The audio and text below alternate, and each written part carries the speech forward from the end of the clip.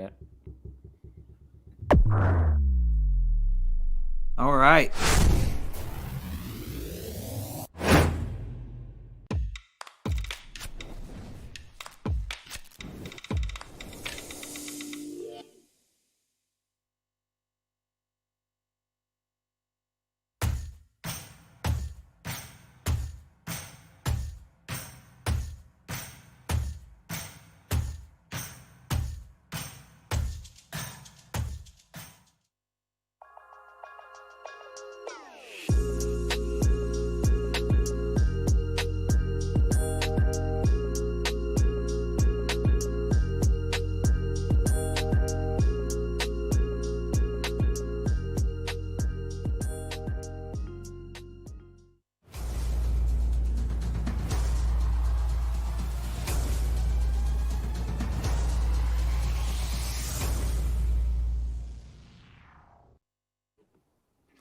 Hello, everybody. How's it going? Welcome to the Watchalong for the Colorado Avalanche and the Toronto Maple Leafs. I am Griffin Youngs, joined by Christian Belay. We are the hosts of the Tell It Avs It Is podcast on the Hockey Podcast Network, sponsored by DraftKings Sportsbook. Use promo code THPN when you sign up for access to exclusive offers. And Christian, this looks like it's going to be a real fun game between the Toronto Maple Leafs and the Colorado Avalanche. Nathan MacKinnon is back, but that's not the only thing coming into this game. Just a couple minutes ago, Darcy Kuemper announced out. He will not be playing tonight. Jonas Johansson gets the start. Now we wait for the word on Darcy Kuemper. I mean, it's just typical for the Avs, right? I mean, we get one nice thing back. We can't have multiple nice things. That would just the world would be too good for us right now, wouldn't it? No, it's just simply the fact of the matter with the Avs. You got to expect an injury at all times. Kuemper at morning skate today, and in typical Avalanche fashion, he will not be playing tonight. How's it going, Isha? Good to see you, buddy. I think this is going to be a real fun one. We got Nathan MacKinnon coming back. And I mean, we're a little upset about Kuemper, but JoJo's been playing real well as of late. And he's played the last game. He was real good. How's it going, Donnell? Our Wednesday's going pretty good. It's going a little better an hour ago before we found out about Darcy Kuemper. How you doing tonight, my friend? Yeah, I mean, we can talk about this. I mean, JoJo's playing well. We talked about it on the pod on Sunday. The worry that JoJo's going to probably have to get put on waivers. It was a bit of a concern. I mean, it's kind of the hand we've been dealt, but I think JoJo's going to hold up pretty well tonight. I got faith in him. Yeah, I do too. I mean, it's one big ask to be going up against the Toronto Maple Leafs while they're at their peak right now. But Christian, we got about 7 minutes before the game starts. Do you want to start getting some score predictions in? How do we think this game's going to end up going? I mean, we talked about this. Not the Caps. My mind's on there. The Maple Leafs, they are a really good defensive team. Their goaltending's been really strong with Jack Campbell. We said on the pod on Sunday that we thought it was going to be a low-scoring game. I do think with JoJo in net, we are going to have to score a couple more goals. I think the Avs win it 5-4 in overtime. Really? Yeah. I mean, that would be the ideal matchup. I mean, we got the boys at the Soda Pod saying Wild #1 team to beat in the Central. You guys had a little better start to the season than we did, but I don't know if I'm ready to go that far quite yet. The Avalanche, we're nipping on your heels, points percentage-wise. You know, we just haven't had the games in November to back it up. But December, we're going to be plenty busy. And if we're as good as we were in November, you boys better be watching your backs. It's a shame we don't have any matchups in December. That would be a lot of fun. We don't see you guys again for quite a bit, unfortunately. We already beat the brakes off of them in the first time we played them, too, so I'm not worried. I'm trying to be nice, buddy. Yeah, that's fair. That's fair. We already beat the brakes off of them. I ain't scared. Ryan Hartman is the GOAT. Yeah, the GOAT of shooting percentage, as we've seen so far. He scored a goal against the Avs, the only one they scored in that 4-1 loss. So, man, it's going to be a fun little race to the end. I mean, the Wild, we've talked about this on the show before. They just kind of keep winning. And no matter how you or I feel about how impressive or not it is, they just keep winning, whether it's against Tampa Bay or against any of the teams they've beaten so far. It's impressive that they're still pulling it off to this point. How's it going, Donnell? Is that the Avalanche All-Star jersey in Adidas and the one wearing the Avalanche home jersey? Really hope it's not a Fanatics jersey. Fanatics are horrible and cheap looking. No, this is a true official one. Andre Burakovsky jersey. Got it the Yep. moment they acquired him. And Christian, I know for sure yours is not Oh yeah, Fanatics. that's an Adidas All-Star jersey. I got it at Ball Arena a couple years ago. It's my prized possession next to my reverse retro. But yeah, this one's sweet. I love it. I'm a slob, so wearing white's a little terrifying for me. But hey, so far so good. Yeah, I feel I've owned one white jersey in my entire life. I can't wear it anymore. It is unwearable because you go to a game, someone spills beer on you, that's never coming out. You get a little mustard on it, that's never coming out. At least with these dark jerseys, it's a little easier to hide. I see Danilo approves of my jersey. Yeah, what can I say? I mean, I put it on Twitter every day, asking what jersey I should wear to the game. And this was the lucky winner today. Put a little poll up. We ended up with the McKinnon. I mean, it's only right with McKinnon coming back, right? Yeah, you got to go with the McKinnon one for tonight. Donnell, how do you feel about Fanatics jerseys? Have you ever seen a Fanatics jersey up close? To be honest, you can tell the difference, but most of the time, if you're passing someone at a glance, you don't really notice. It's worth it to get the extra investment in the real Adidas ones, the real jerseys. But if someone's wearing a Fanatics one, I mean, they're a fair bit cheaper, so I get it, you know? Well, that's all they have available at Ball Arena right now because there's shortages. So that's all they That have is available true. right now. So Yeah. I almost got. I was lucky. The Bo Byram one I got last game ended up being an Adidas one. So I'm pretty happy about that. Yeah, I mean, any jersey's a good jersey in my eyes, honestly.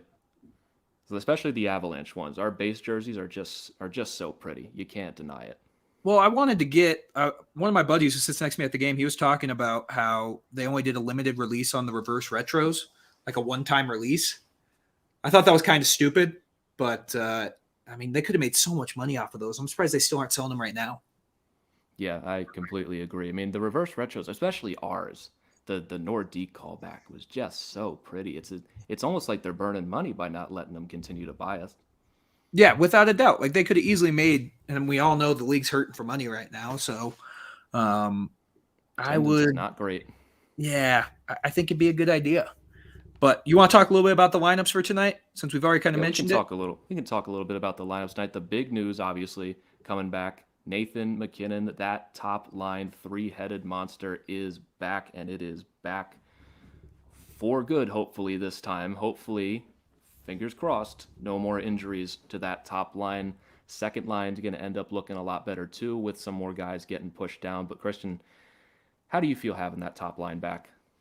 I'm super pumped. I mean, we talked about this already, but adding Nathan McKinnon to a team who led the league in scoring this past month is kind of like a cherry on top to how beautiful this month was. So I expect big things. I think McKinnon may be a little slow tonight, but Mikko Rantanen coming off his 4-point performance. Landy's due to start potting some goals here soon. I don't know about you, but I feel like he's been close. So he's due to start potting some goals. And I think this top line's going to have a big game today. And it doesn't hurt that you have Cale Makar and Devon Taves as your starting D pair. No, not at all. And Landeskog, he's been quietly playing really well without McKinnon. He's put up a bunch of assists. He's getting his typical bang-in goals. How's it going, Andrew? Thank you for joining us again for this stream. Getting ready to get started with the Avalanche and Toronto Maple Leafs. It's going to be a real fun one, especially now that we've got the top line back and a couple minutes away from the broadcasts getting started, probably 7:40 puck drop or so. And like I said, Christian, I'm really looking forward to this one. I cannot wait. It's going to be really fun. This is probably the biggest regular season Avs game we've had in a long time. Like first trip to Canada in almost a year and a half. Like this is going to be a really, really good game. Yeah, I mean, you even look at some of our other big games so far this season, against Vegas, even Minnesota. It was too early in the season to really say this is like a true clash of titans, really. And us in Vegas, when we met, we were both really struggling. That matchup had a whole different vibe to it. You look at the Avalanche over the last month or so, they've been 7-2-1. The Maple Leafs are one of the hottest teams in the league right now. One of these guys is going to have to lose this game, unfortunately. And I'm very interested to see who's going to come out stronger. I mean, Kemper does put a bit of a hindrance on things, but JoJo's been just as strong recently. I'm interested to see how he reacts to Toronto's dynamic offense, especially now that they're firing. Well, Jojo has a higher save percentage than Darcy right now. Granted, it's a more limited action, but he's been playing some good hockey. This will be his first true road start in a long time. So we'll see how it goes. Yeah, absolutely. And we're just about ready to get started with some of these broadcasts as altitude's ready to come on to ESPN Plus for me out here in Maryland. And man, my heart's beating a little bit. I'm real excited for this one. This game's gonna be a lot of fun. This is probably the most excited I've been about a game since the playoffs, honestly. I mean, playoffs are a whole different breed. And last year was just, after a while, it started to get old after a little bit, And so this is the first time, this is a natural matchup that I can't wait for. This is going to be great. Yeah, I can't wait for it either. It's going to be such a fun game to watch. I cannot put into words how excited I am to watch this game. Yeah, absolutely. And if you guys want to drop a like on the stream and everything, it would really help to boost and get it out there and everything. This is a comment-driven stream. You guys drive the bus here, not us. So we would really appreciate it. And Andrew, yeah, we are so pumped for this one. Scotiabank Arena right there. They got the blue projecting onto the ice right now. I mean, you look at the records of these two teams. The Avalanche 11-6-1, the Maple Leafs 16-6-1. They've played 5 more games than us, but this is just going to be great. I can't wait to see how we haven't seen Austin Matthews in so long. He won the Rocket Richard last year, and the 2 matchups we had against the Leafs the year before were just so much fun and filled with storylines. I mean, Christian, this is on you. You picked this game out specifically as one that we really need to focus on for a live stream. So you get full credit for this one, my friend. Thank you. I would love to take credit. I mean, this one, I don't know how this isn't nationally televised, personally. Well, Andrew brings up a great point. Oilers and Penguins after this game on TNT here in the States. And you would think that maybe this would be a doubleheader or something. I mean, you got Nathan MacKinnon's return against Austin Matthews and the Maple Leafs. Follow that up with Sidney Crosby versus Connor McDavid. And you got one hell of a lineup. But unfortunately, they're only going to stick with the Oilers and the Penguins tonight. And Jacob, 4-2 for the Avalanche. I think that's a good one. I think I'm going to stick with that one too. And I'd say the Avs get an empty netter at the end. It's a real close game the entire way. Late regulation goal from Nathan MacKinnon and an empty net goal to put this one away. Yep, Donnell, Penguins versus Oilers on TNT. That's going to be a lot of fun. Front Row Productions, you are speaking my language, my friend. Yeah, I'm really looking for a bounce back after this one. For those of you who don't know and don't really listen to the show, I am also a Caps fan as well as an Avalanche fan. I'm hurting after last night. That horrific meltdown to the Florida Panthers. I thought that game was done. And then they put out the worst period of hockey I think I have ever seen in my entire life. I don't think it's even close. Statistically, one of the worst periods the Caps have ever played, 26-2 in shots against, and it could have been worse in terms of score, even though it didn't feel like that.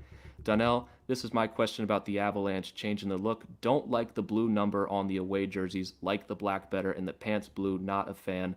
Go back to the black again. Why change? Donnell, you're saying it. You're putting the words in all our mouths right now. Absolutely. I'm not a fan of the blue. I've never been a fan of the blue. Ever since they introduced the blue pants last year. You don't like it? You don't like it? I don't like it. No, I've gotten used to it, but every time I look back on those older jerseys, they just look cleaner, man. It just I really look like as them, good. man. I It really just like doesn't them. look as good. And the blue numbers, they just never sat right with me from the beginning. So yeah, Donnell, I totally agree. They need to just stop picking at it. They got a great jersey. They need to just stop picking at it. Yep, it's on Sportsnet in Oaksville, and Front Row 3-2 for the Avs. I think that is a very strong prediction. Jacob, huge Vegas fans, do you think we will win against the Anaheim Ducks tonight? Ducks are on the second half of a back-to-back. Well, Ducks are on the second half of a back-to-back. They barely survived against the Kings last night. I was actually watching that game. They blew a 4-1 lead and won in a shootout. I think Vegas has this one, especially now that they've got Max Pacioretty back, and they're getting healthier even without Jack Eichel. I think Vegas does win tonight. They're rolling recently. Jacob messaged me this morning to rub it in. What a good friend. Yeah, I bet, that's a tough loss that you're going to hear about for a while now. Dylan on the Hockey Podcast Network, boo to the blue. Totally right there with you, man, my friend. I do not like the blue. Christian, how do you feel about the blue? I feel like I just went right by you. I like it, man. I don't know why everyone hates it. Like, it really grew on me.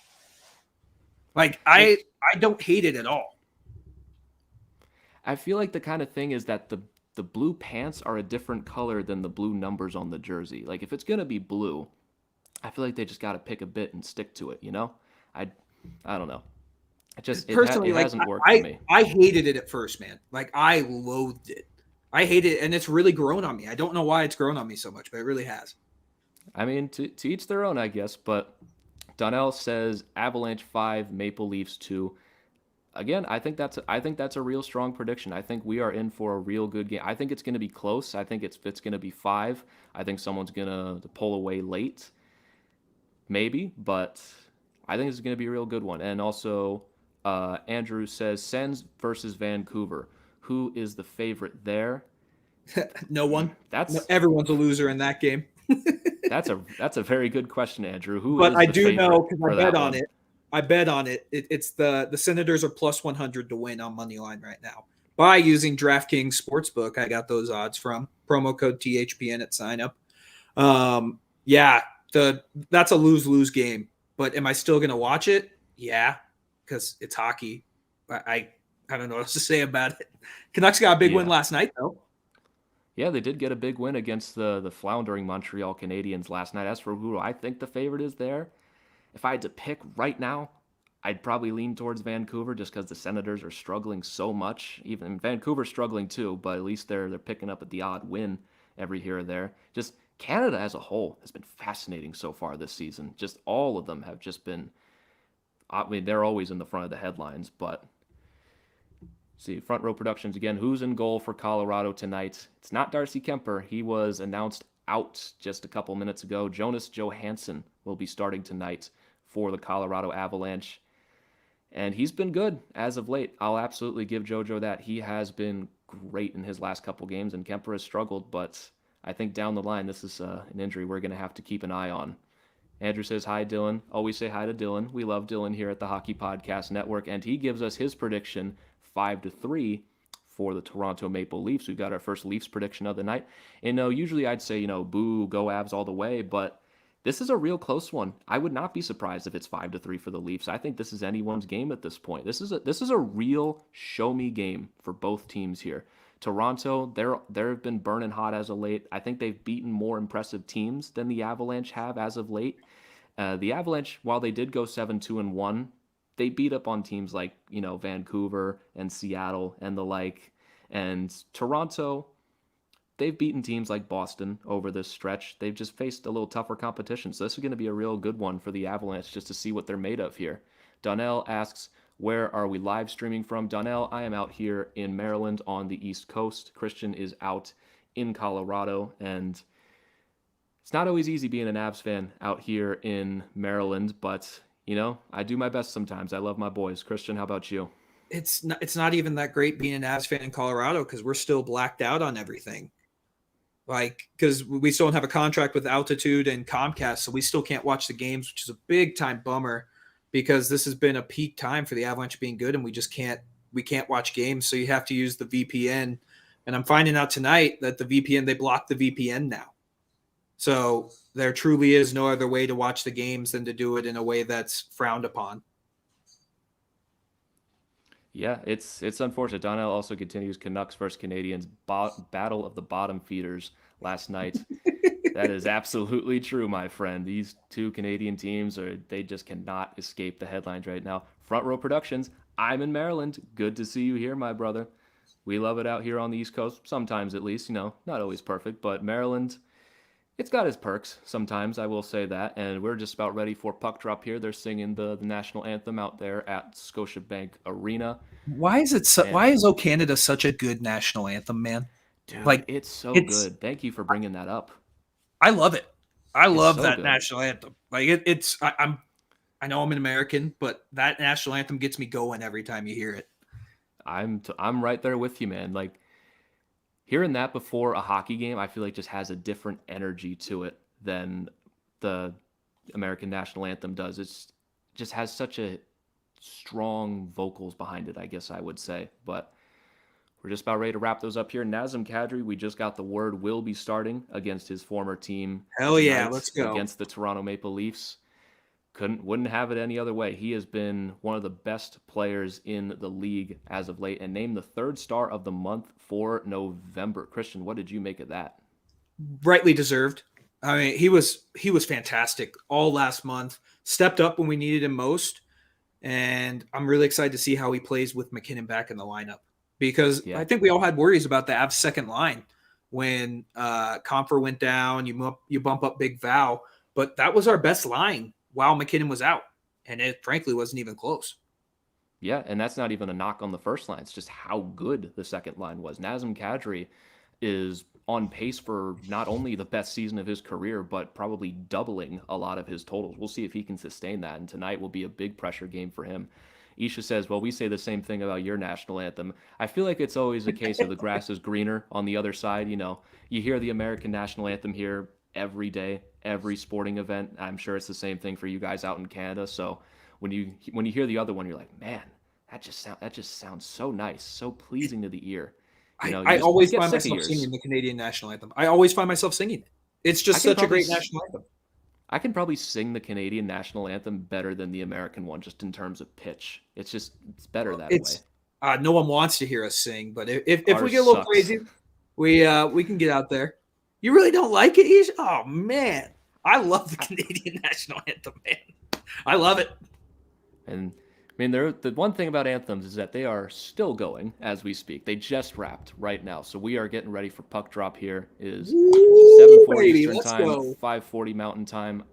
Boys, I am so ready for this one. Nhl, how do you guys feel about most of the games on ESPN Plus, and fans don't want to pay for streaming services and putting most of the games on there instead of regular ESPN so fans can get into the sport? You know, Nhl, this is actually something me and Christian were talking about the other day with the ESPN Plus. Some of the national games they've put on there just are okay, but for the most part, ESPN Plus replaced the old NHL TV for this season, and I've never been a big fan of blocking fans from watching their teams no matter where they are. It's the local blackouts that get me the most, especially with what Christian's been experiencing recently. Yeah, I don't know why they do that. I've still never found a reason why. I get why they do it in the NFL. Like the NFL makes point, but the NHL, I just don't get it. It makes zero sense why they do these blackouts. I don't mind the streaming service. I have the Disney bundle, whatever it is, so I get Disney Plus, Hulu, and what's it called?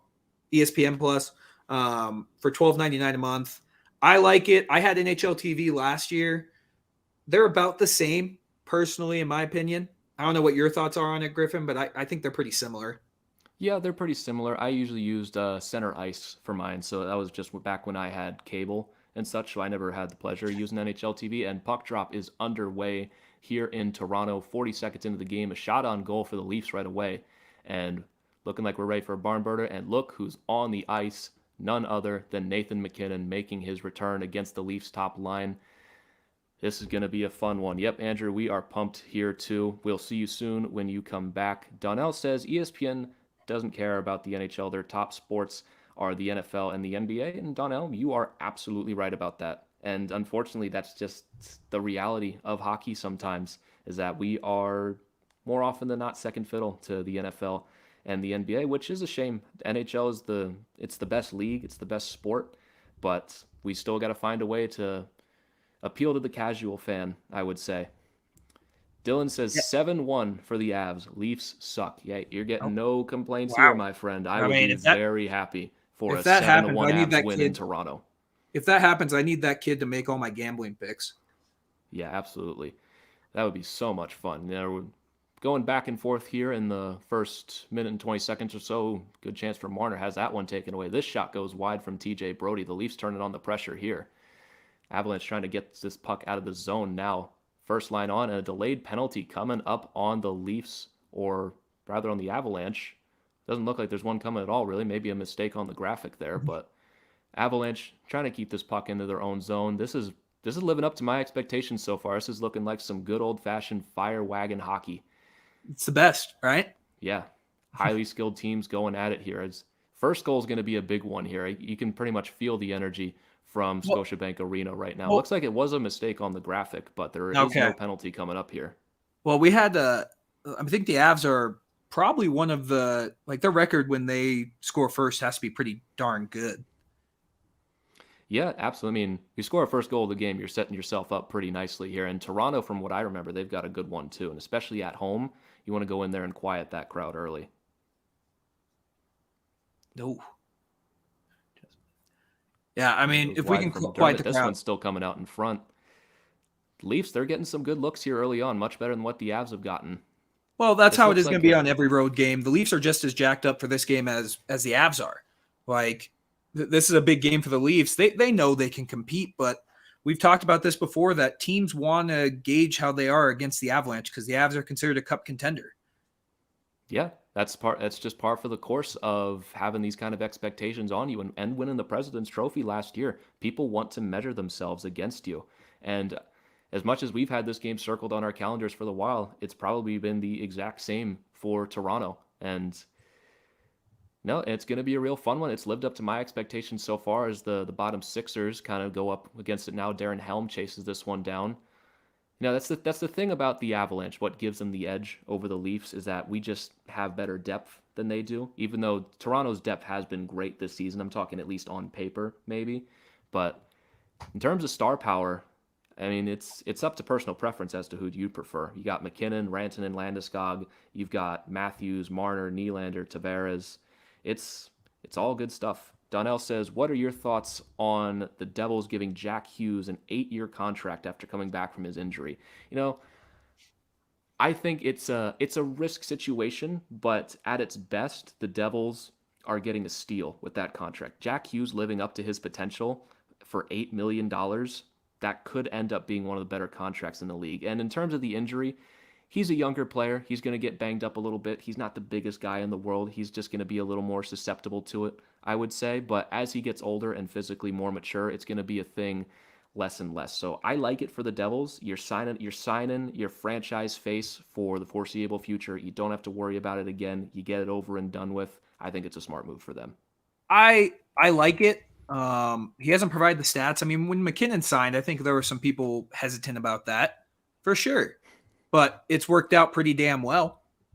Yeah, I'd say it's worked out okay as Yeah. one of the better contracts in the league. Dylan asks us, how many points does Cadre get by the end of the season? Oh, you go first on that one, Griffin. I mean, at the way he's playing, I don't know if there is a limit. I mean, he might just keep going up and up and up until he breaks Gretzky's records, but obviously not going to happen. I mean, this start alone puts him way above where I would have predicted him coming into the season. I'd say he finishes around 70 points. I think that's fair. But I I'm think right saying around 80, there. I'm yeah. at 65. I'm at I mean, 65. he's obviously well above a point per game this season. It's not going to sustain, especially with some of his ice time being taken back by McKinnon coming back. And I think if you're getting 70 points from Nazem Kadri, you're laughing, and he's laughing all the way to the bank on his next contract. He's in the last year of his deal. Even if you get 60, I think that's great. Just the fact that he's been this good is a blessing. He has his stretches of being hot and cold, so we'll see if he can keep up the consistency this season. Here's a chance for Byram. That's a good save from Jack Campbell. Avalanche turning up the pressure now, 4 minutes into the game. Top line on the ice now, and you can tell because they have control now. And, Andrew says 1-0 Vancouver. Tanner Pearson with the goal. I think That's good for my fantasy team. I got Pearson on my fantasy team. I'll take that. Let's go. Good for fantasy. I hope Thatcher Demko's starting for that game because I need those fantasy points too. Well, did he start last? Yeah, he started last night. I doubt he's starting. Oh, that's true. Forgot about the back-to-back. So yeah, I'll take what I can get. He played very well last night. I'll take those fantasy points. Yeah, my fantasy hockey team's been taking a beating, man. And the Leafs get the first goal of the game. William Nylander strikes. That's a real pretty one, and I'll have to see the replay on that one again. I glanced down for just a split second, but 15:29 left in the first period. It is 1-0 for the Toronto Maple Leafs. Donnell, I will get to you in a moment. I was clicking on your thing right when they scored. Let's see this here. Tavares gets the puck, gets it over to William Nylander. And boy, that's just a pretty shot from William Nylander. Maybe a little bit of a miscommunication on the coverage. Gerard and Byram on the ice for that one. Nylander just with a ton of speed goes top shelf over Jonas Johansson. That's just a real pretty goal. Nothing JoJo can do on that one. No. Little miscommunication between Gerard and Byram. Not a good sign to be playing comeback against the Leafs early on. But let's get to Donnell real quick as they drop the puck once again. The NHL did the Islanders dirty by not postponing games since they have with the injuries and COVID. They postponed the Senators 3 games. They should have given the Islanders that same respect. And, Donnell, you do have a point. And they did end up giving the Islanders a little bit of a break. I think they postponed their last 3 games or so, unless I am mistaken. But, yeah, they probably could have done that a lot earlier. And it's unfortunate because I think the Islanders are a case study, and they're going to start doing that a lot earlier. And maybe the Islanders are just the only team that gets that short end of the stick. And Dylan says Demko is in net for Vancouver. So wow, props to me. Love that. That's more fantasy points for me in our Hockey Podcast Network League, which I am in last in, which hasn't been great. Dylan says 7 unanswered for the Avs coming right up, boys. Hey, man. I'm hoping for it, my friend. That would be a lot of fun. I would be totally cool with that. That would be a lot of fun. Hopefully we can get one here from the depth guys. Helm kind of with a drive to the net. He just puts that one wide. That would have been a real nice one for Darren Helm. Just couldn't get it on the goal. Delayed offsides will get the Leafs that puck once again. It's not easy being on the road and being down 1-0 early, but that's just a case of a really good NHL team getting by one of your younger defensemen and getting themselves on the board. I mean, the Leafs take their fair share of jokes from the rest of the league, but they are in it this year for sure. I mean, it's not the playoffs yet. We'll see where they are. I'm excited to see them. I really am. I don't know about you, but I'm excited to see them play. Yeah, I'm very excited to see them play. And I haven't really just been able to watch a ton of Leafs games this year, just with scheduling conflicts between the Avalanche and the Capitals, which take up the most of my time.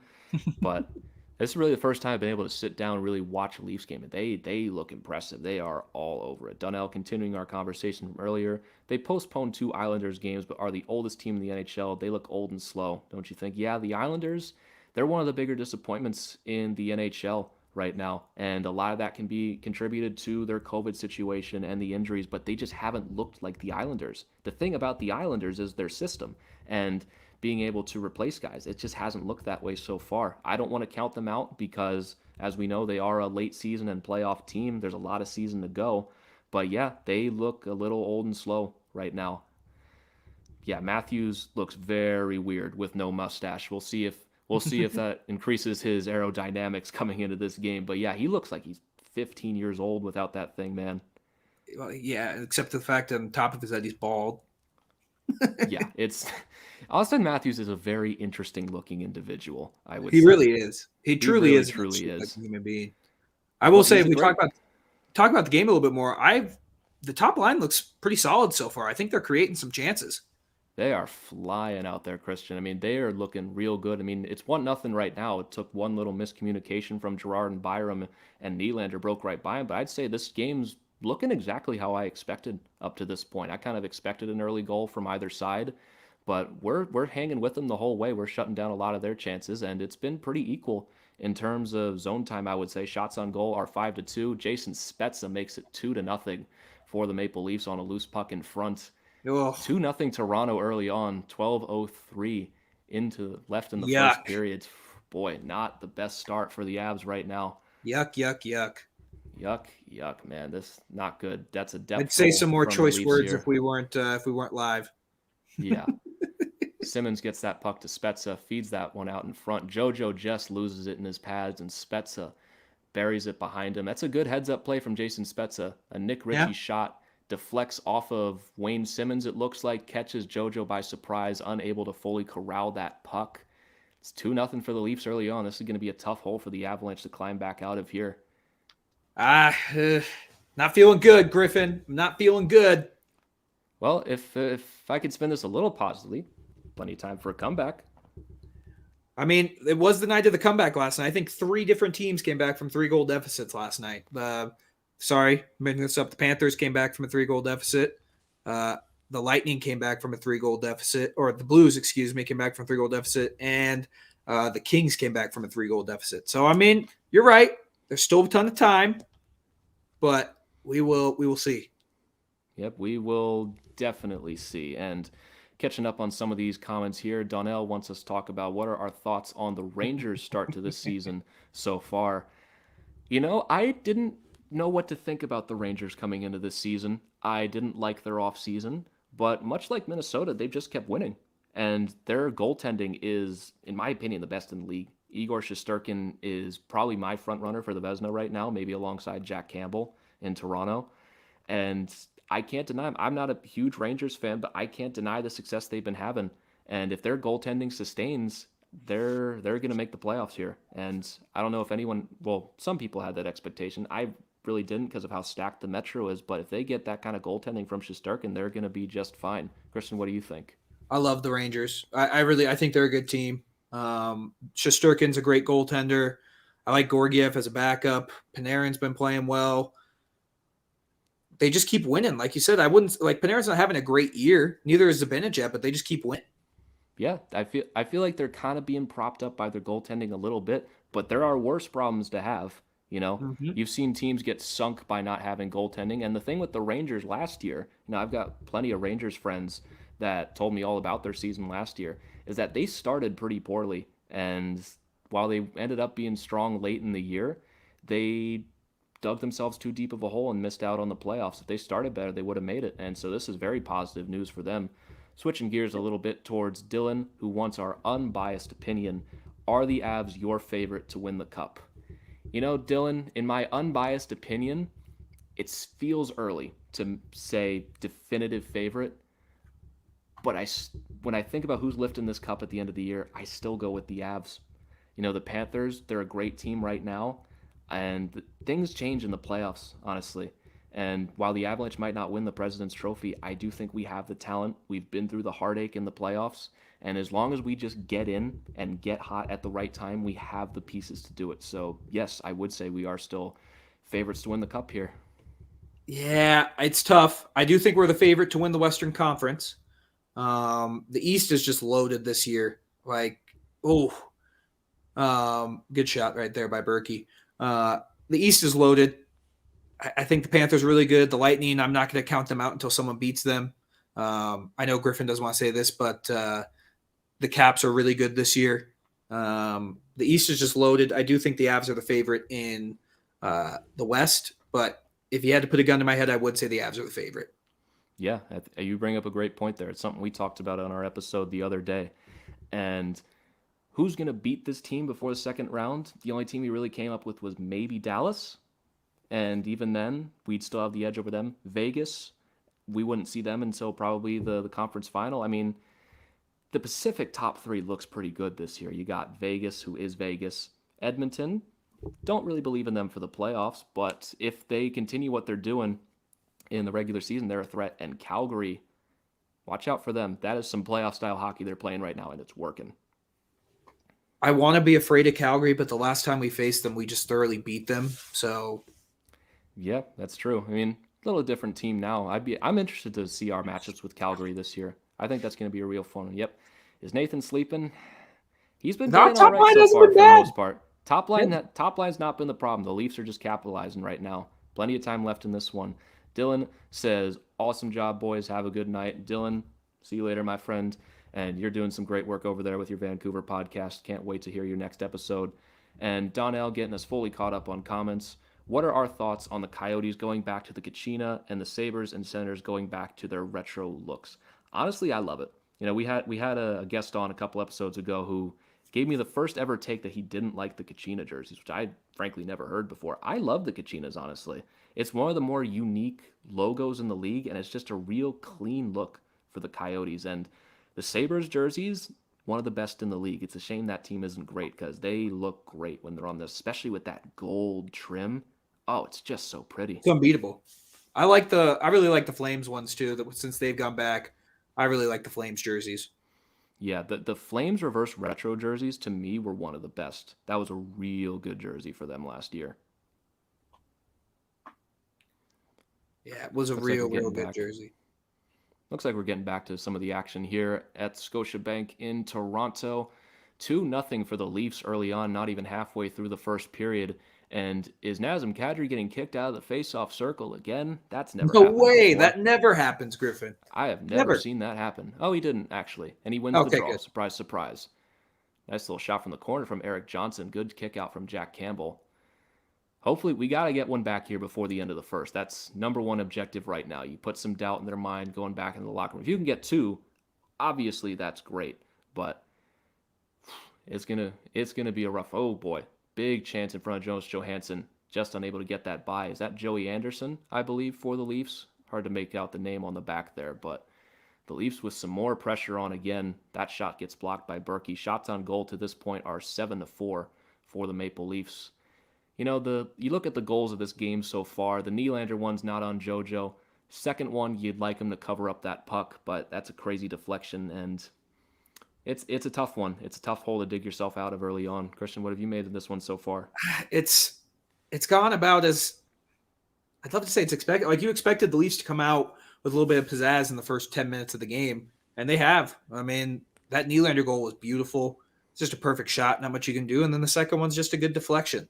It's really important for the Avs right now to settle down, create some opportunities for themselves. Like the top line's been creating some chances, but you need the rest of the lineup to do it, and you need JoJo to make a couple big saves. I feel like he's going to need to make 3 or 4 big saves in the next 10, 15 minutes of this game to keep the Avs in it.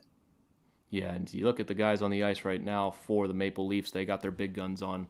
And that one, the shot from the corner from Austin Matthews, that puck is still loose. JoJo just able to keep that puck away. Man, the Leafs are swarming here. This looks like a good team.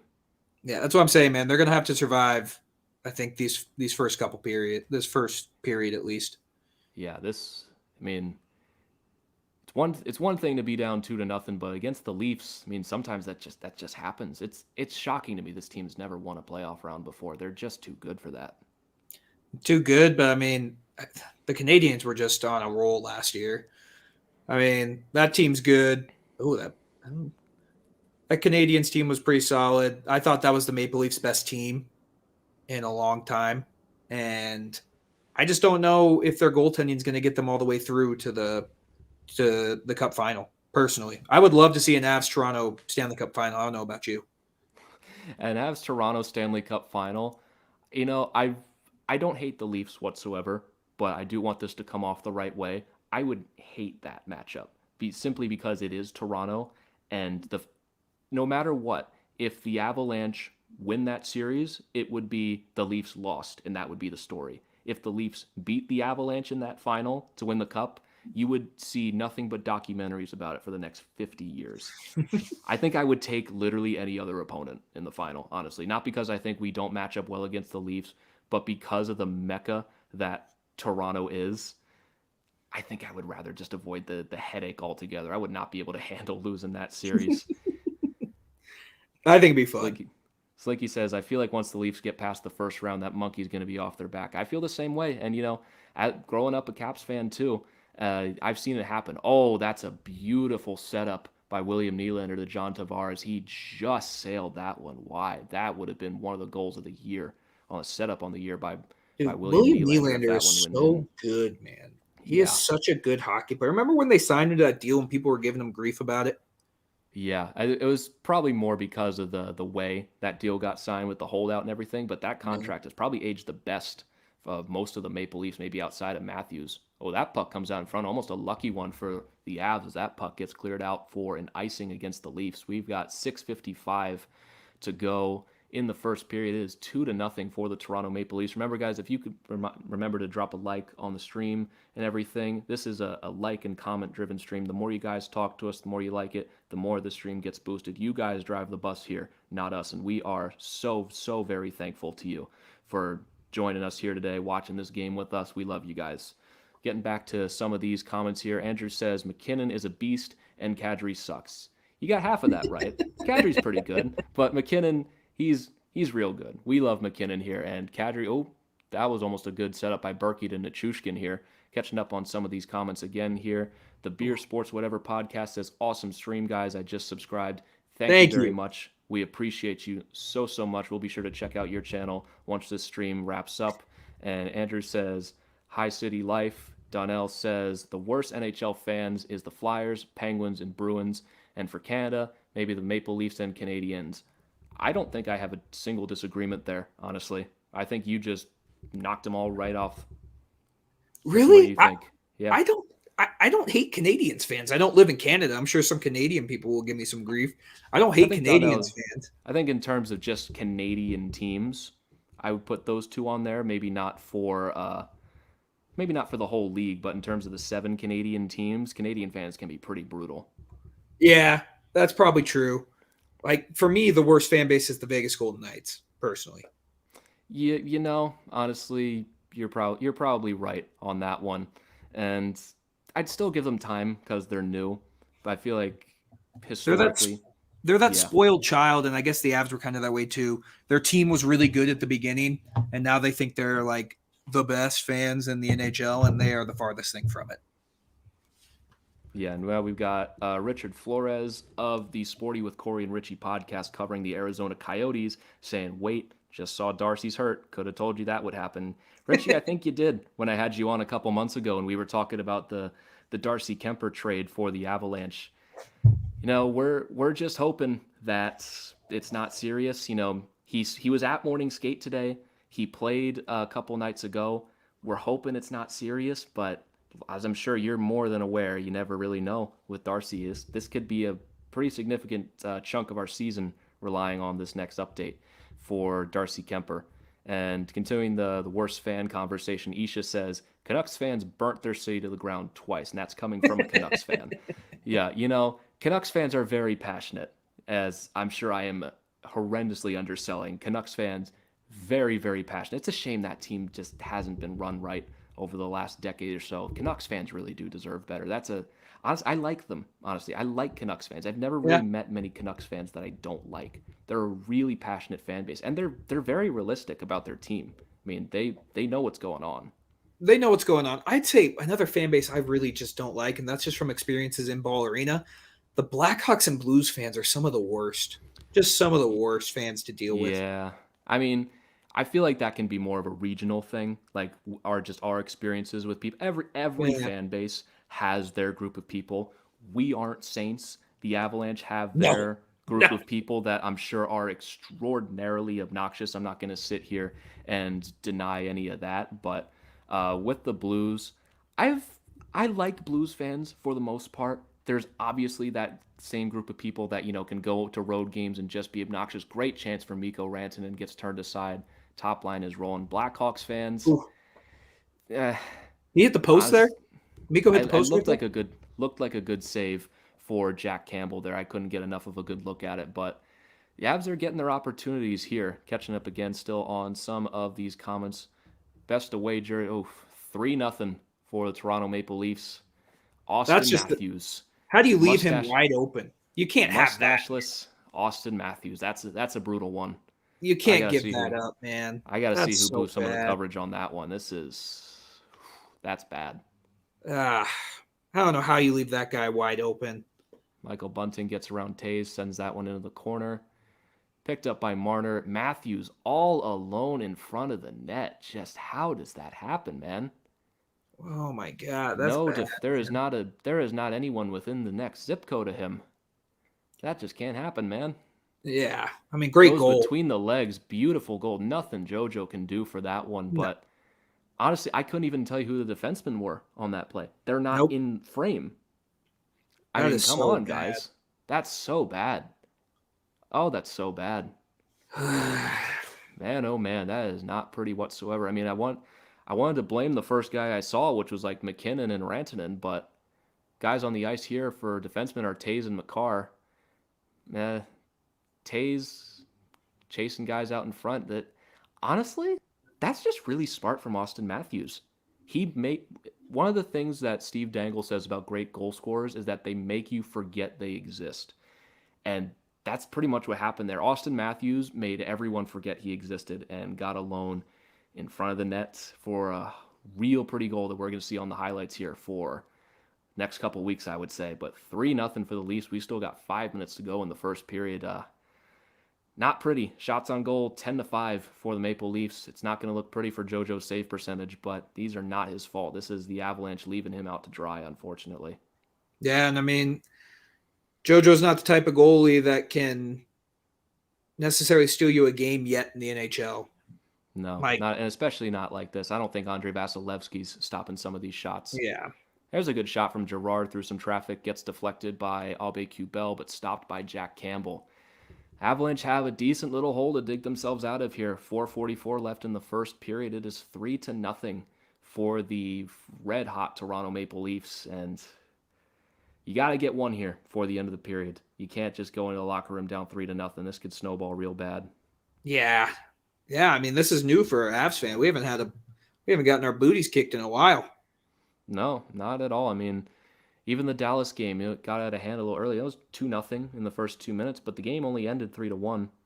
Yeah. And it's been definitely a little bit since we've got punched in the mouth a little bit. It's been honestly a little while since we played a real top team in the National Hockey League. So, well, we saw some Avs fans saying they were saying that exact same thing. We haven't really, I mean, outside of the Lightning, have we beaten? We beat the Wild, but we haven't really beaten like a playoff team and convincingly. No. And we've gotten our last win against a team that made the playoffs last year was not in November. Quickly looking through the schedule, but it was Minnesota on October 30th when we beat them 4-1. We beat the Blues as well, but we lost to Vegas. We had that 4-game stretch after the first Blues game. We got beat up by the Caps pretty bad. I think the 4-1 score against the Panthers doesn't do justice. I think the Avs played decently in that game. It's not good enough. We beat the Lightning in a shootout and put up a real clunker against the Golden Knights. And if you're just basing your litmus tests based on how the Avalanche have looked against some of the other best teams in the NHL, it's not a great look so far. To give the Avs the benefit of the doubt, they haven't had a full lineup for one of those games. Like, I mean, this is as close as we've been. Yeah, this is the closest we've been, and it's not been good so far. Yeah, I mean it's weird that now Nathan MacKinnon comes back and immediately 3-0. I'm sure the conspiracy theorists will be all over that one. Is MacKinnon really the problem here? You know, not at all the case. Total case of coincidence here. I'm sure he's going to pick up a couple before this night's over. Game's not done yet. We still got a whole 2 periods of hockey left to play. The Avalanche are a good enough team to score 3 goals, but they got to tighten up. Yeah, you can't be having those breakdowns like that. That one by Matthews is the worst one, in my opinion. Can't have that happen. That just can't happen. It's one thing to forget about a guy. It's another to forget about Austin Matthews. Man. Yeah. That like guy if you forget to be about on your radar at all times. If you forget about Jason Spezza, that's cool. Like that Spezza goal is just a good goal. But Austin Matthews should not be wide open in the middle of the ice, right in front of your goalie. No. Like I said, I don't think Vasilevsky doesn't stop that shot. I don't think there is a goalie alive that can track that puck fully. I mean, I was getting dizzy just watching that on TV. He's putting him through a spin cycle going between his legs. What is JoJo supposed to do there? Nothing. He might as well just lay down and let it happen, save the energy. Just lay down flat. Yeah. Do what Demko did last night. If you see that your team has left Austin Matthews alone in front, you might as well just let it go and be like, we got a long game ahead of me. I'm not reaching my arms out to try to make a save on this one and potentially hurt myself. There's a good shot for Bowen Byram. Jack Campbell shuts him down. The Avs top line looks good. This is not their fault. I was just about to say that. I mean, other than that one breakdown against Matthews, like this team hasn't looked too bad. Or at least top line. 3-0. My God, you're telling us, man. We are defensive breakdowns galore early on. Top line's looking good at least, which is a positive. They're getting some good looks, but as Andrew says, Jack Campbell, he has been real good in this one, making some real decent saves. I mean, we talked about, I think, on our last episode, Christian, what is he at? Almost a .950 save percentage in about 18 games on the season. Another good stop on the shot from the point by Jack Campbell. That's another thing about being down 3-0 to these guys. They got, right now at least, one of the best goalies in the world in Jack Campbell. He's playing at far above an elite pace. He was excellent last year as well. Yeah. Even in that playoff series against the Leafs, statistically, he was better than Carey Price was. You're putting yourself in a real tough hole down 3-0 with a goalie like that. You really have to play perfect the rest of the way. The Avs can do it. It's going to be interesting to see. I mean, they haven't had any odd man rushes. They haven't had anything yet. I mean, give the Leafs some credit. They're playing a really well-structured game so far. Yeah. And Isha, you're not making me feel any better, buddy. Panthers came back against the Caps, so there is hope. You're not wrong, but that wound is still fresh for me, man. I'm feeling that one in my heart right now. What was it? It's a What did they get outshot in the third period? Wasn't it like 30-1 or It was 30 to just 4? below 30. It was like 28-2, I think. Statistically, I think it was the worst period the Capitals have had in terms of shots against in a very long time. I think it was the worst, actually. 28 shots in one period. You don't see that in some games. It's No. horrific. It was because I felt bad because I texted you. I was getting home from work and I had bet on the Caps last night and they were up 4-1 and I was like, oh, we're feeling good, man. Life's good. And then I get home and turn the game on and it's 4-4. And I was like, what the heck happened here, man? Yeah, and I was understandably feeling good. The Caps have been playing outstanding. They beat up on the Panthers a couple days earlier. That Ovechkin hat trick just filled my soul with warmth. They beat up on the Hurricanes in what was a really fun game and pulled away with that one late. So they went up against two of the top teams in the league and came out with wins. They're up 4-1 on this one, and they just condensed all of the regression to the mean of playing super well in November into one period. Statistically, if they even just played a little better, they would have won that game. They even could have played exactly the same as long as they didn't take two of the worst penalties I've ever seen in my life. They probably still would have won that game. But those last two Panthers goals came on the power play. It's real tough. And Nhl, we will get to your thing about the jerseys. I know you've been putting it in chat, but best away jerseys: Rangers, Islanders, Devils, Blackhawks, Golden Knights, Sabres, Coyotes, Flames, Sens, Panthers, and Kraken. You got a pretty strong list there, my friend. Kraken's underrated. I really like the Kraken jersey. I don't love their home jersey, honestly. I don't know. I thought I would like it more when they announced it, but now that I've seen it on the ice, I'm not nuts about it. Me either. What did they call here? What was the whistle for? I was looking down, but Byram going to the box. God damn. And this is a must kill. Not seeing what the penalty is. Up there it is. There's a hook on Bo Byram. On Joey Anderson, I believe.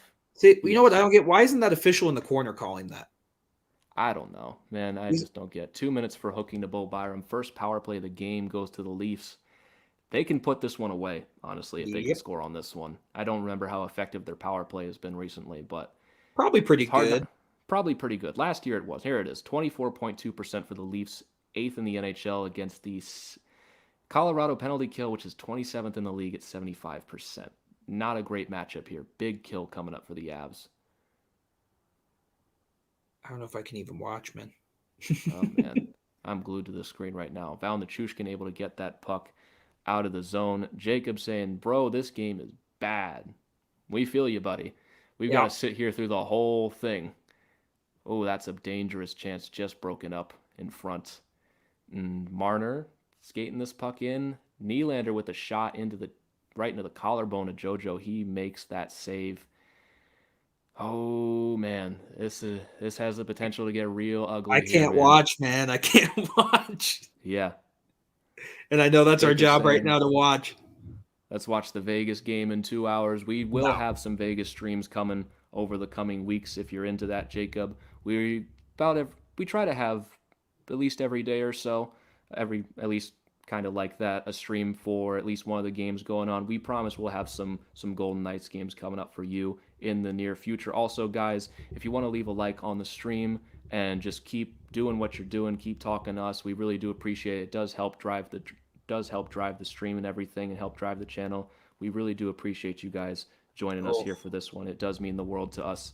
And Jacob saying Vegas better than the Leafs.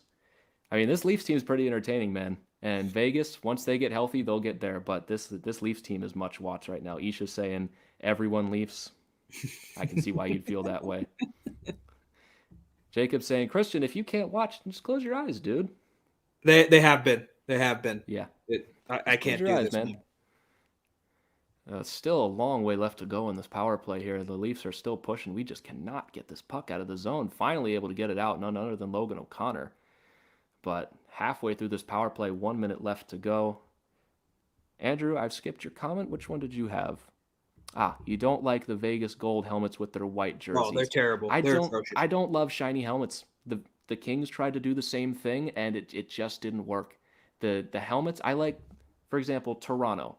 It's just a flat blue. It's not shiny. It's not showy. It just works real well. Vegas, especially with the white jerseys, man, It's atrocious. It's atrocious. It's just not that pretty. All right. All right. Looks like we're shutting them down in the neutral zone here as Matthews gets this one into the zone. About 30 seconds left on this power play here. Not out of the woods yet, though. Matthews still getting around Jack Johnson here. Well, that's pretty easy. This one back to Marner at the point. He'll fire this one. Pushed away by JoJo. Looks like we might. Nope. Still in the zone. Riley still has it. Oh, man. This is still making me nervous. That's a lot of room for Mitch Marner. Richie just deflects that puck over the net on the Marner feed. Kill off the penalty. And one last chance here with 10 seconds left in the first period for Logan O'Connor. Slides that one. Easy save for Campbell. This one will come back to the point for McKinnon. Maybe some last-second magic. Gerard with the shot and scores. Woo! Wow. Let's Sam go, Gerard baby. with the one-timer from the point. Set Let's up go. by Nathan McKinnon with 0.3 seconds left in the period. Oh, baby, did we need that badly. Wow, what a play from the top line. Logan O'Connor gets that puck into the zone and makes it happen. Chases it all the way back around. Sam Gerard gets his second goal of the year. Just classic Nathan McKinnon finding the wide open Sam Gerard. A beautiful one-timer. That's just classic Nathan McKinnon. We have needed this guy so bad. Beating the clock, beating the buzzer. And not a great period, but we will be heading into intermission with some momentum. That's big. All right, looks like they're going to fix the clock there. 1.2 seconds left in the period. Let's go, man. That's huge. That's huge, so baby. Big. That's so big. You know, bad first period. Obviously, the Leafs with a 3-0 lead, getting one back there. That's going to put some doubt in their minds going into the second period as this period officially comes to an end. Isha saying Nathan is back, baby. We love it. We love it so much. We've survived without him, just barely. You can tell the difference when he's here and when he's feeling it, man. This team needs Nathan McKinnon in a bad, bad way. Yeah. Awesome. First period comes to an end. 3-1 for the Maple Leafs. Sam Gerard with the goal in the closing seconds of the first period. We needed that one badly. Shots on goal, 12-11 for the Maple Leafs. The Leafs are scoring on 25% of their shots, and power plays 1-0 for the Leafs. It's been a fun game, not in the way that I was maybe anticipating, but it's a high-scoring one for sure. Four goals in first period is definitely interesting.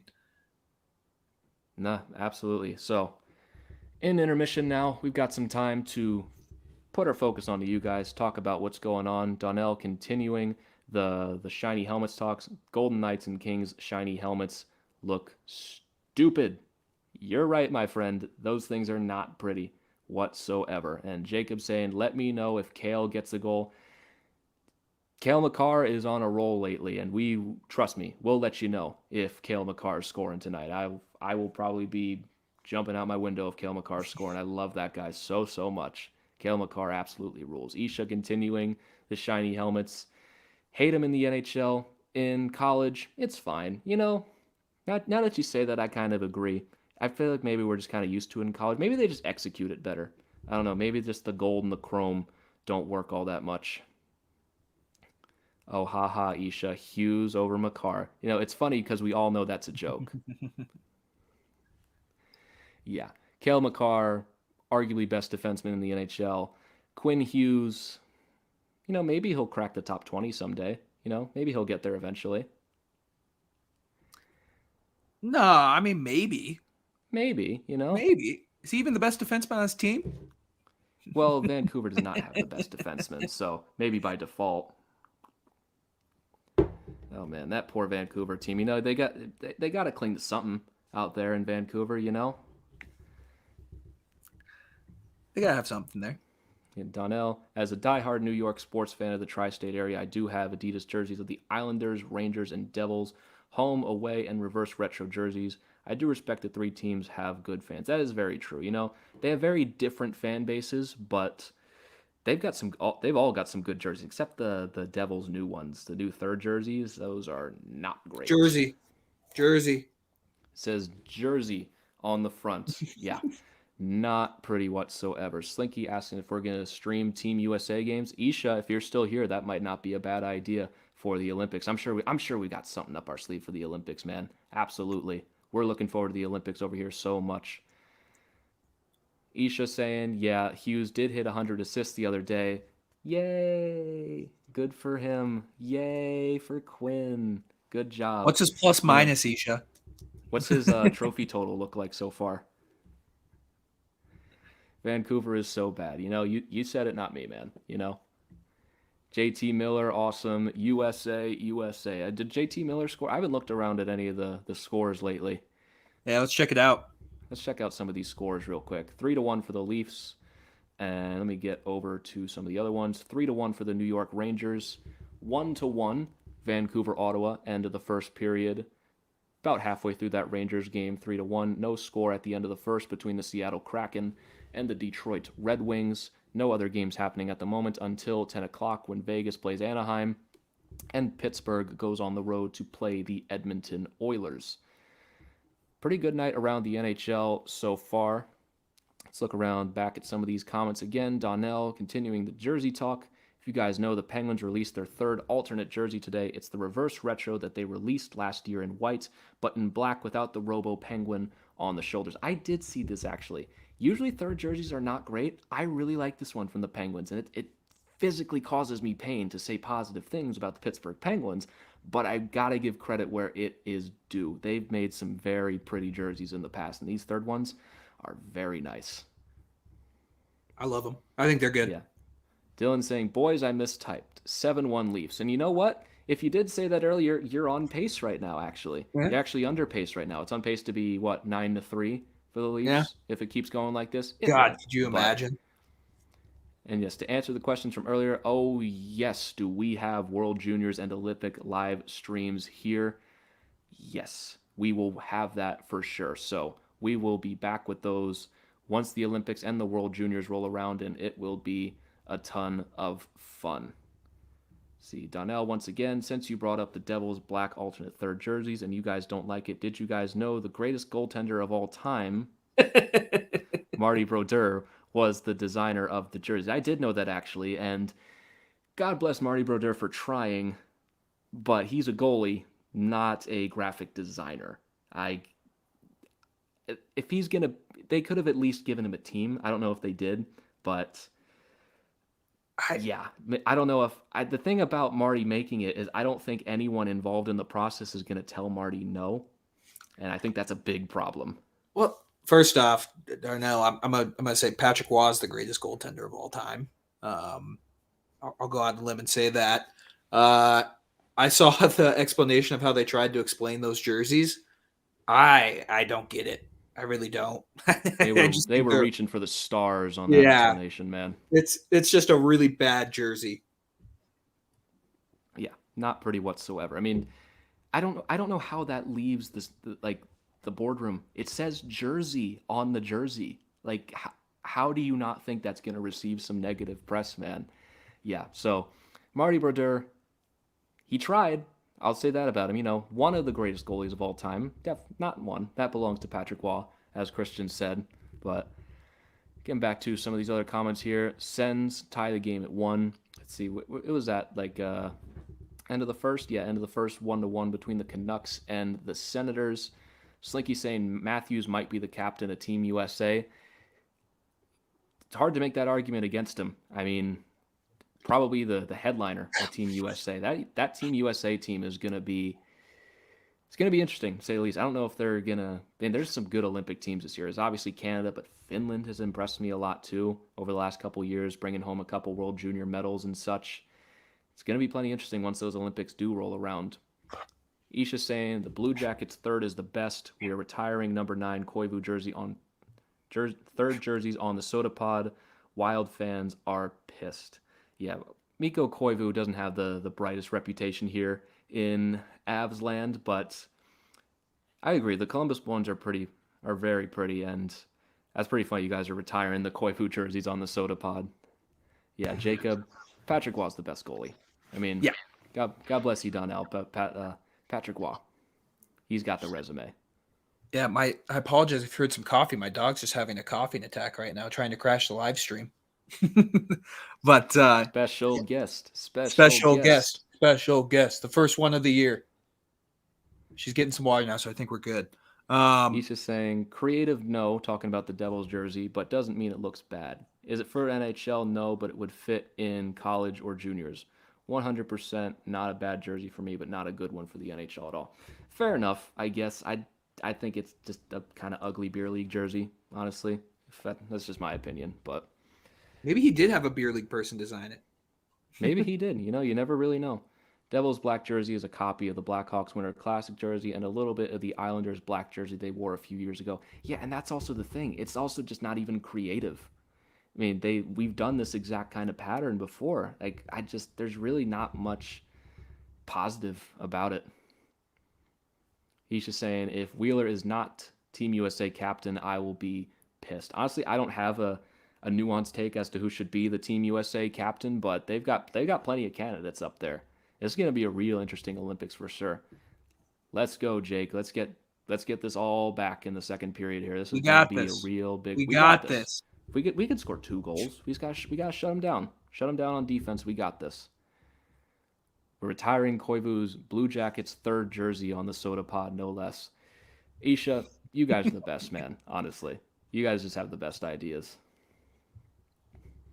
Andrew's asking, your dog likes coffee. She's staying up real late with us. Isha, not creative does not equal bad. I'd say it falls on not creative, but also bad, Just not pretty much either way. Jacob saying, let's go Vegas. We are 90 minutes away from puck drop for the Golden Knights and the Ducks. Vegas, I mean, the rest of the Pacific outside of the top 3 isn't great, but Vegas, they're a real interesting team to watch this season, as they always are, after their slow start and everything. Once they get healthy, I'm very interested to see where they're going to go. What do you think, Christian? Vegas still scares me. They're a really good team. It pains me to say that, but they're a really good team. I do think that they and the Avs are the 2 teams that are going to come out of the West. The question is, are they going to get healthy? I mean, we'll see. I mean, their team's not young. Like Stone's probably, how old's Stone? 32?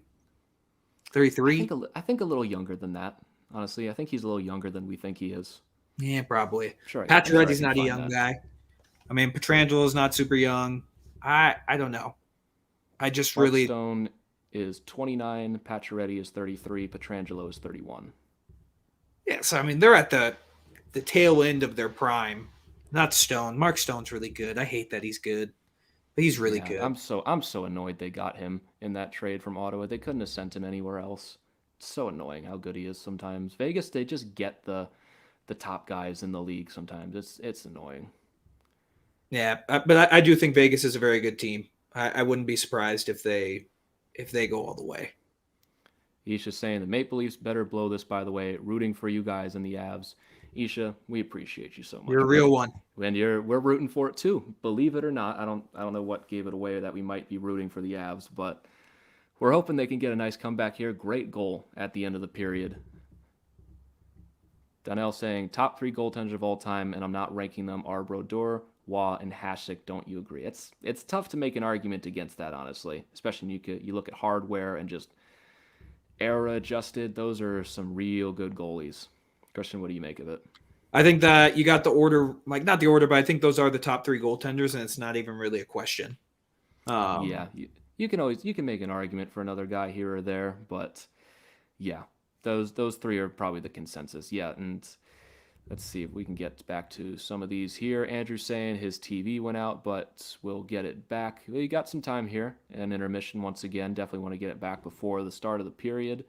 Jacob, hype for the Vegas game, and once they get Jack on the ice, Eichel is a real big question mark. Who knows what he's going to be coming back from all these injuries and such. It's going to be very interesting. I'm very interested to see how he does fit in with that Vegas team, and it's not just for this year. They've got him for the foreseeable future.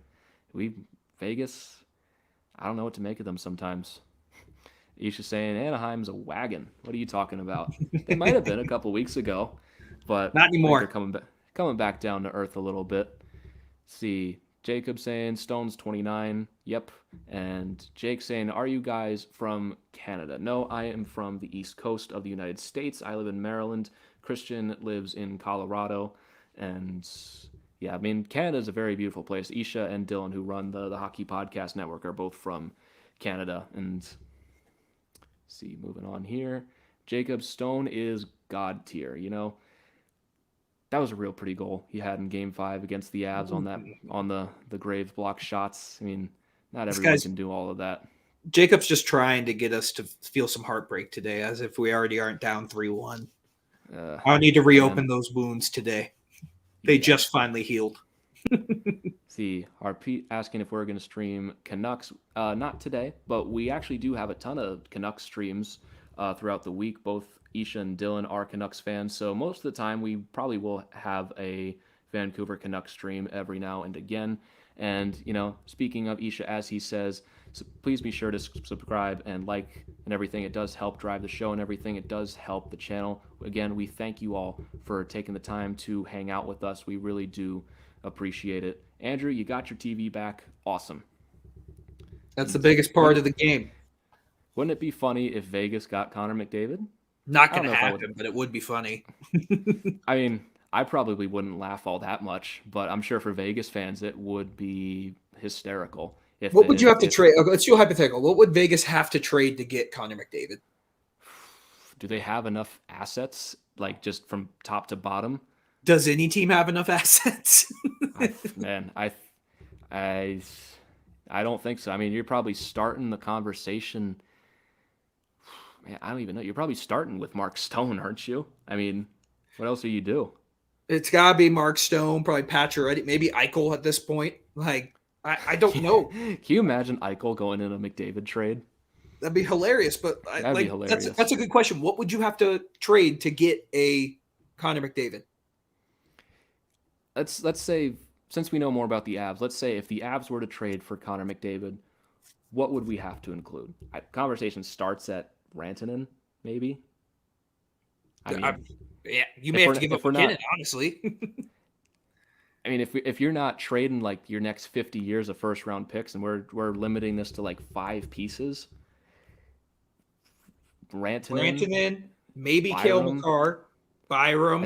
I think you're sticking to 1-star player, and you go to Byram, and then one more guy, probably Newhook, and probably at this point digging into prospects, Justin Barron as well. You probably have to throw Berkey in there too.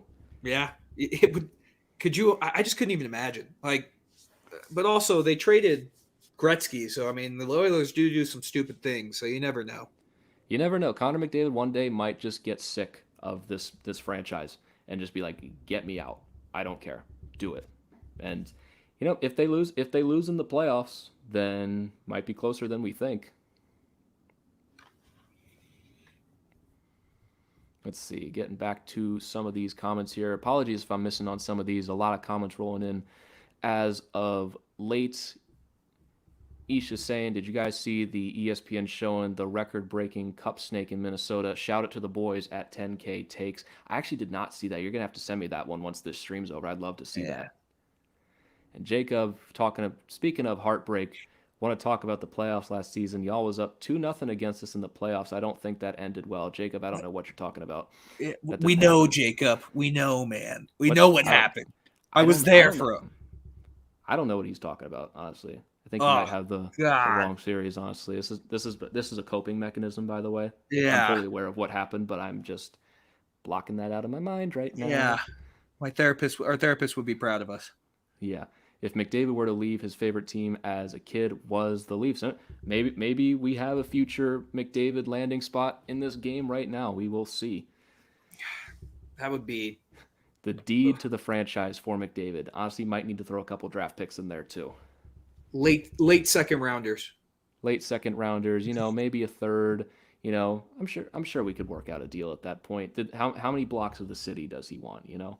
Yeah, how many keys to the city? How many free drinks does he want? Whatever he can get. Yeah. See, Isha, Leafs will win tonight, and I know that, and Avs will got their comeback. It's going to be a real fun final 40 minutes here, that's for sure. That goal is huge. Yeah.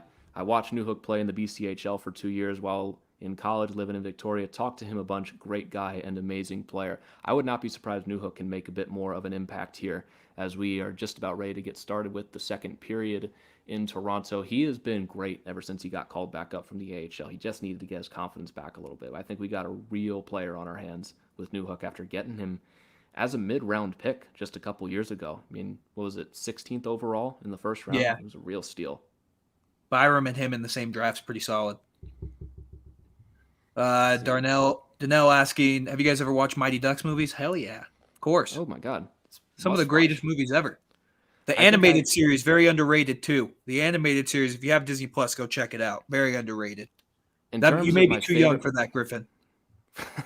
In terms of my favorite Mighty Ducks, you got to go with the original, right? I mean, the original Mighty Ducks is just such a classic. I can't remember which one it is when they face Iceland in the tournament.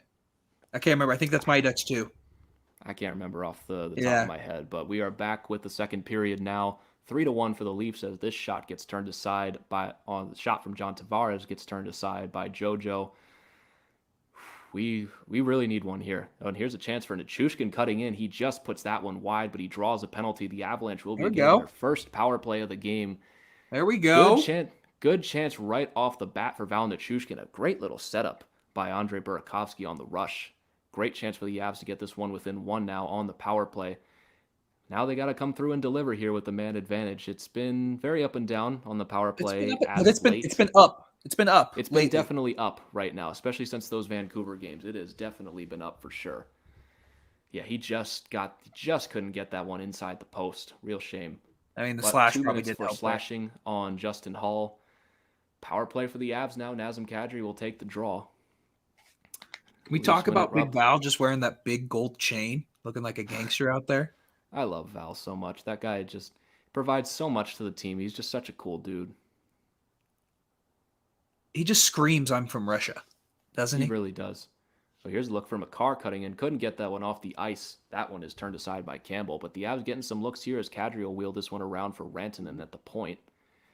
Go back down, trying to get this one out. Cannot. No one there on the pass from McKinnon. Bit of a miscommunication. That's got to be some rust. I mean, that's got to be. That's some rust right there. Look for McKinnon cutting in. That would have been a big rebound if someone was right there. Oh, man. 40 seconds down, the Leafs able to get that one out of the zone. We're getting some looks on the power play. Our plays look good. Oh, man. It's looking real good so far. Isha saying he's got to run. Great job. Let's catch up on the Soda Pod soon. Absolutely, for sure. We got to talk for sure. And I had you guys on towards the end of the off season, but that was before Christian was on the show. So we got to get you guys introduced and have a good old-fashioned Avs and Wild talk once again soon. Oh, this one comes out in front. Oh, big save for Jack Campbell on Nazem Kadri. Great setup by McKinnon. We had 2 guys alone in front. That's a great save for Jack Campbell. He is just on fire right now. He's on fire, but honestly, the team's we're looking solid right now. Yeah, I think we got a good little pep talk in the locker room, and maybe outside of giving up a 3-0 start, maybe we could be in for a real good one now. 30 seconds left on this power play as Gerard will control this one behind the net and look for some options. He'll try to take it himself. Hopefully we can get something on the later stage of this power play. Get it in the zone. Berkey maybe with a chance, just maybe out of the reach of Taves, but able to get it in. I'd take some positives away on this power play so far. Yeah, so far so good. And while we got you here, make sure y'all like and subscribe, comment on the stream. Really helps us out. Yep. And once again, thank you to everyone who has joined us on this stream so far. This stuff like this, it's nothing without you guys. We got your guys' comments and everything. You're here talking to us. We can sit here and talk all you want, but you guys are the ones driving the bus here, and we really do appreciate you guys. Oh, penalty is over. Penalty's over for the Leafs. Power play over. Some good looks, but unfortunately no cigar for the Avs on the power play. Still remains 2-goal lead for the Leafs here early in the second. Shots on goal. Avs have taken the lead here 14-13. And here comes Nichushkin trying to make something happen at even strength. I mean, we're looking real good right away. He'll sail that one out of play, but the Avs, they've got something something going here, man. Yeah, they're looking like they're firing for sure. We just had to hold them down for the first. I mean, we expected that. That's to be expected going on the road. Especially against a team like the Leafs. But we had some good looks on that power play. It's good defense from the Leafs, really good goaltending. And this Leafs team, if they can just keep this together, especially in the playoffs, this is a real problem. But the thing Yeah. about the Leafs is that nothing matters right now. Like they can do this the rest of the season. They cannot lose a game for the rest of the year. But if they once the playoffs roll around, if they lose again, nothing matters. Nope. And I get the feeling being a Caps fan that lived through all those second round exits time and time again. The regular season just doesn't really mean anything. Nope. Even we can say that as Avs fans sometimes winning the President's Trophy last year. The second round doesn't mean anything. Yeah, second round doesn't mean as much too. I mean, if the Leafs win one round and lose in the second, I don't think they're going to be feeling all that much better about themselves. Yeah. I don't know. Oh, Byram and McCarr on the ice together. That's always exciting. I love that. That is a real pretty pairing. There we go, Andy. They're getting some good looks here. Definitely keeping the pressure on. They're able to keep that puck in the zone. I mean, just having McKinnon makes such a difference, man. It's back to being the best line in hockey. Chance for the Leafs now. Is good play by Bo Byram to shut that down. Maybe potentially could have been a trip, and it was. Byram takes his second penalty of the game. That's a penalty you got to take for the Leafs. It's a penalty you got to take. I thought maybe he would get away with that for a second, but that puck, I don't know what happened with Cale Makar there. He tried to reach for that puck. Stick flies out of his hands, and he falls down. Byram takes the penalty to avoid a really pretty setup for the Leafs. Trips up Mitch Marner. I don't hate that penalty at all. That's a risk you got to take. Yeah. He's got to learn that from EJ. Play. Yeah, it's an unfortunate play. What happened to McCarr? Did his stick get stuck in the boards? It looked like maybe his stick got stuck. His stick, might have been his skate too. I don't know. Real crazy. Let's get some of these comments here. Donnell saying Mighty Ducks 2 is when the Ducks face Iceland and the knuckle puck by Keenan Thompson. And Isha saying how crazy that the Avs rebuild took 4 years and Jim Benning is still the GM of the Canucks 8 years later. Oh man, I mean the Avs rebuild. I mean, I said this the other episode. Were the Canucks ever really rebuilding, or were they just always bad? Were they ever trying to be? Isha, you would know better than me. Sure, they would keep trading guys, but it kind of felt like at a certain point they would keep coming into the season with, we just signed these guys, we're trying to make the playoffs. Was it ever really a rebuild, as to say? It's kind of tough to say. And with the Avalanche and their rebuild, it was very interesting because all of the pieces that we have, we kind of already had. McKinnon, we have our superstar already, and Landeskog and such, and actually a penalty here on the Leafs. I wasn't paying attention, but John Tavares in the box for hooking. Love that. Gotta love God, it. I love big 4 on 4. I love it. The Trushkin. Minute and 40 seconds of 4 on 4. Avs will have 20 seconds of power play time. 16 minutes left in the second period. This is starting to shape up as a real good one here. It's a shame we had to give up those early goals. The Avs can keep it up, man. They just need one more. I think if one more, this may break the psyche of the Maple Leafs too. This next goal is huge. I'd say next goal wins, honestly. Yeah. It's a real important one. See, 1-0 Red Wings, 2-1 for the Canucks. Thank you, Andrew, for bringing the scores because we can't really look at them right now. And can you guys actually watch the game from here? I'm watching on ESPN Plus. You can't watch the game on here. No, we don't have the rights for that and everything. We're just hanging out and talking at the moment. But if you can get the game on yourself and you want to join us, feel more than free. Oh, good chance for the Leafs. That one, Brody tried to find Matthews in front. 60 seconds left on the 5-on-4. Leafs have had full control of this 4-on-4 situation. Yeah, not good. Not good. Not good. Oh, man, these guys. William Nylander is just so good, man. Well, and this is the period of the long change, so the Avs guys are tired. All right, maybe now a potential rush for us at the 4-on-4 with 40 seconds left to go. Slinky's saying Matthews was a big impact as a rookie in his first season. The Leafs break the playoff drought. Yep, I witnessed that firsthand being a Caps fan going up against the Leafs in the first round. And the Leafs were a big story that whole season. Matthews scored 40 goals in that first season. And Gerard with a big chance just couldn't get it through. Jack Campbell leaks through the other side of the crease. Gerard is flying tonight, man. He's obviously got the goal, but he's just looked real good. One of his best games. Ooh, wow. Deflection off the skate of Cadre almost accidentally goes in the net. Campbell able to follow that one.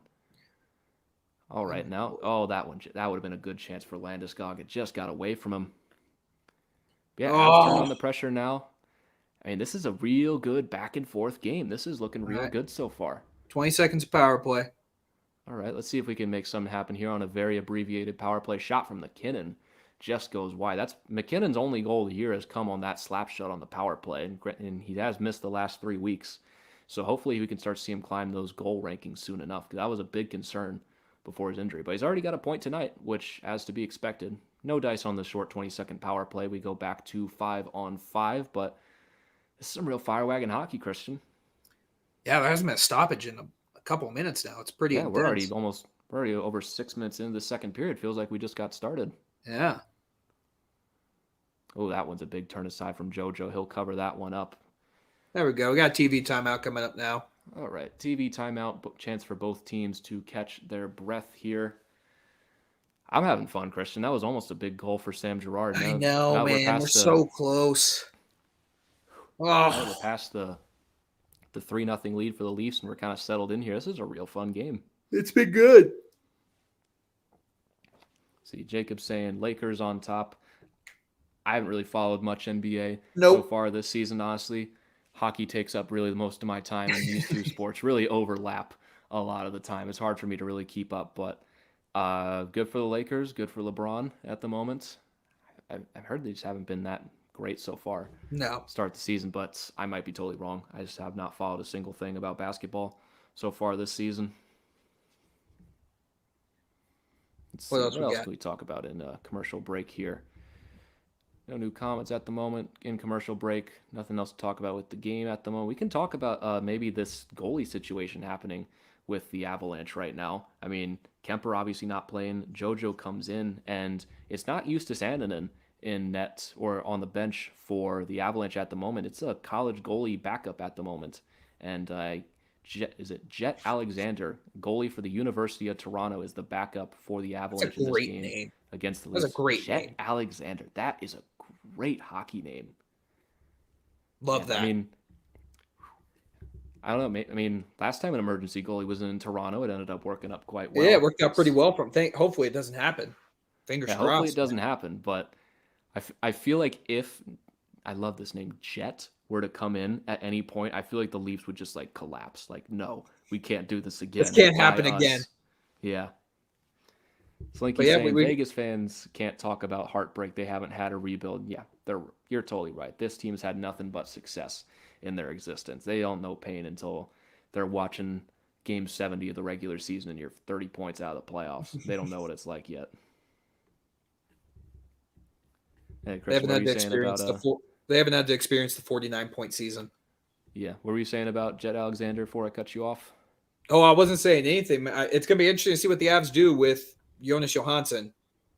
Because, oh, man, it's a little bit of panic because Frankie's down in not Colorado Springs, Northern Colorado with the Eagles for an extended rehab stint, which saves us for now, but it's going to be interesting to see what Frankie does down there.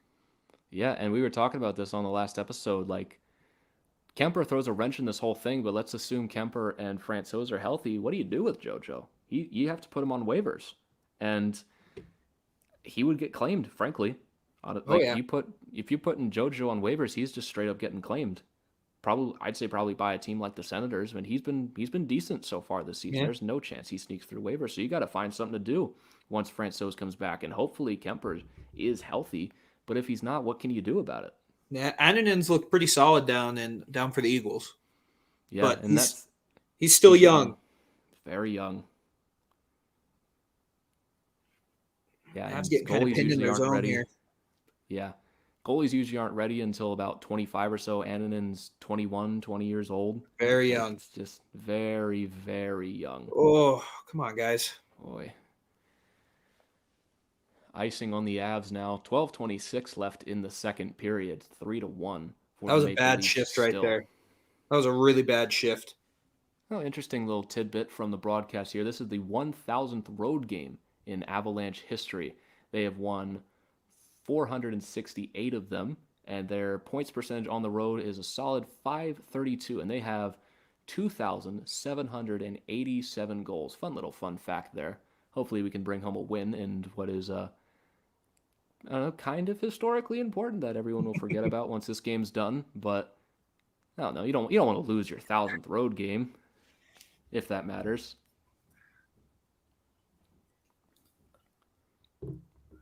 This game's kind of slowed down a little bit after that slowed down now. fast start. Really slowed down. Yeah, I mean, can be expected. Two really skilled teams going up against each other. We're already double shifted McKinnon in his first game back. I mean, you got him. Might as well use him. Oh, McCarr just missed there. Oh, and O'Connor just sails that one over the net. And all right, looking good here. Looking like we're getting some good zone time now. Love that top pair of Taze and McCarr. That one gets turned aside by Campbell. I mean, the defensemen are jumping right in tonight, and they're getting some real good looks. This looks very similar to what the Maple Leafs were doing to the Avs in the first period. So yeah, I mean, there is plenty of hockey game left to play here. We are about 11:15 left in the second period. We can get 2 goals here over the course of this game. Absolutely, we just gotta play some good defense here the rest of the way. Oh, Cadre, come on. Ooh, Jack Johnson with a shot. Doesn't really leave the ice, but some scramble behind the net. Just got to keep the pressure on here, and eventually you can crack through Jack Campbell. He's proved he's beatable. He already beat him once tonight. And it was on a play like right there with the defenseman jumping up in the play. Yeah, absolutely. Which is what I'd say the Avs defensemen do better than any other defense core in the NHL. Yeah, I'd say the Avalanche defense core does a lot of things better than every other defense core in the NHL. I mean, you name it, they probably do it better than your team. I don't know if I'm a big fan of the Johnson & Johnson D pair, if I'm being honest with you, though. Yeah, I mean, without Ryan Murray, you got to do some line blending now. I do like going up and playing Byram higher in the lineup, maybe playing him with Girard. I feel like that works quite well, but, I mean, the alternative is Curtis McDermott. I don't think. Yeah, touche. Yeah. Don't think we want that. I mean, this was a real good play from Devon Taze. So I actually never got through to Campbell. Hit Justin Hull, then hit Logan O'Connor in the stick. Looked like on the original view it got Jack Campbell in the shoulder, but we're getting real close here. It's gonna happen here. I mean, look at the stats. Good. I mean, if you look at maybe another chance. Oh, go Berkey. Ooh, that shot from Byram just gets blocked in front. Dude, they are mixing these lines right now, and I am all here for it. Dude, like you were saying, McKinnon might be getting double shifted. Ooh. I think he's getting triple shifted at this point. He's on there with the second line right now, and he looks damn good. He looks real good. They're going to score here. Avs are going to score here, man. Stick around on the stream. Like, comment. It's the Avs are coming here. They're coming. Puck goes out of play. Commercial break. Stop all the Avs momentum, as it happens sometimes. But we are halfway through the game now. 9:59 left in the second period. No goals in the second period. Last goal came with about a second left in the first from Sam Girard. Goals in this game from William Nylander, Jason Spezza, Austin Matthews, and Sam Girard. But the Avalanche, they're coming on strong here in the second period. Shots on goal are tied at 15 apiece in this one. And like you're saying, Christian, the Avs are coming on strong here. I feel a goal coming on, and we're going to have a real game on our hands. It's coming. It's 100% coming. I love what Bednar's doing, mixing up these lines right now, because the Leafs have to adjust that too. You can't just rely on the fact that McKinnon, Rantanen, and Landeskog are going to come out there. It's going to be mixing up, so you can't throw your top D pair out against.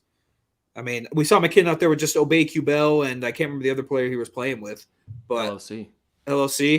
You're not going to throw your top pair defenseman against that, and even if you do, then you get the matchup of Cadre, Landeskog, and Rantanen against the second D pair. It's a really smart coaching decision, in my opinion. Yeah. I mean, Jared Bednar has always been very good at making those decisions on the fly, and I think you're right, buddy. I think we're going to have this start to pay off for us real soon.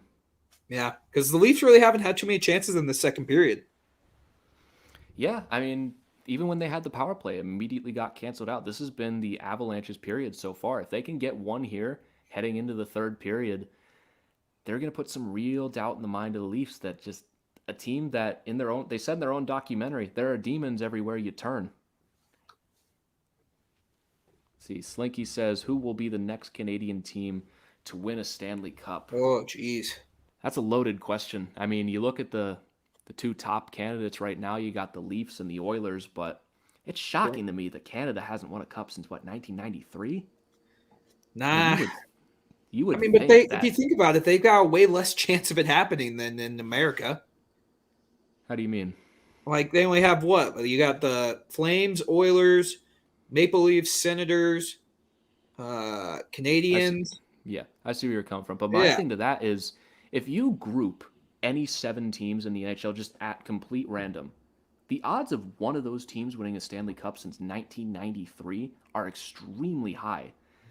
It's the fact that Canada, just that random group of 7 teams, even just take the fact that's Canada out aside, that a group of 7 whole teams hasn't won a Stanley Cup, that's shocking. And Yeah. to answer your Oh, question, Slinky, that was a good close one for that the was a Avs good there. chance. Sorry. I really feel like it might be the Leafs, honestly. I feel like once they get out of this first round, they have the talent to go far, and I have a gut feeling that it's going to be probably the team with the longest drought that's going to break it. That just sounds right to me. The Leafs are the longest cup drought in the league. Canada's got a almost 30-year cup drought at this rate, which that's still just so crazy to me. I think they might just both snap at once. It might not be this year, it might not be next, but I think this Leafs team, as they're constructed, it's just too good to Yeah, really I'd not get away agree. with it. I'd say it's No the Leafs or one, the Oilers. yeah, the Leafs or the Oilers. I need to see better building from the Oilers before I say this team wins a cup. Honestly, it's a shame because McDavid needs one because it's just good for the sport for McDavid to win. But one Canadian team not to sleep on here. This is a team I've ragged on quite a bit in the past, but the way they're playing right now, it's playoff hockey. That's the Calgary Flames. Do not be shocked if this team makes some noise in the playoffs. They have shutouts in 9 of their games so far. Isn't that like a record? And the Yeah, I way think they they may be play, peaking a little too early. and maybe so, but the way they're playing is it's looking real good. There's a goal for the Avalanche. You want Let's to go. guess? Val Nichushkin having Big a great Val, game. baby. Let's Buries go. one. 1 goal game, baby. We're One right goal back in game. this We one. told you it was coming. 8:03 to go in the second period. Val Nichushkin continues his role.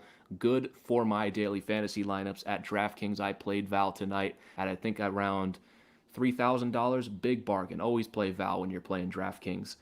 But it's a 1 goal game. Once again, that shot from the point. Cadre with the big traffic in front. Val cleans up the garbage in front. He's at 6 goals now. He was at 10 all the way last His year. brick Val hands, Nichushkin. man. And he's turning those brick hands into clay. I mean, he cleans up that puck in front. He had 10 goals in 55 games last year, and he's got 6 in 10, I believe now. This is his 10th game. That's great for him. Unbelievable. I didn't know what to make of my expectations for Val coming into this season, but he has surpassed absolutely all of them now. Let's see. Let's get back to some of these comments here as the Avs try to hold off a potential Leafs rush here. Let's see. Vancouver needs to burn down Robson at least 2 more times before they deserve one. Very fair point. Andrew saying Norris playoff champions at the time. Avs, yes, it's time to have one. And don't be horrible saying, can we ask Isha or Dylan do the Canucks third period? It's just going to be us tonight, but I'm sure we've got some other Canucks streams coming in the future. Big save for JoJo on the cross crease pass, shutting down Austin Matthews. Slinky saying, if the Leafs are in the Cup final, it will be the most watched final in my opinion. Absolutely. At least in Canada, I'm sure it will shatter records. I mean, Montreal shattered some records last year, and if the Leafs are able to get in, especially if they got a real shot at winning, can you imagine a Game 7 for the Toronto Maple Leafs? Is there a TV in Canada that wouldn't be watching that game? I don't think so. I mean, I'd be watching that game for sure. I mean, I'd be watching that. I don't know about in the States since obviously the Leafs aren't huge over here, but Well, see, I just got back from Michigan, and Maple Leafs are really popular out there. well, Michigan's right on the border of Canada. I know, mean, but it's. I think there'd be. I would.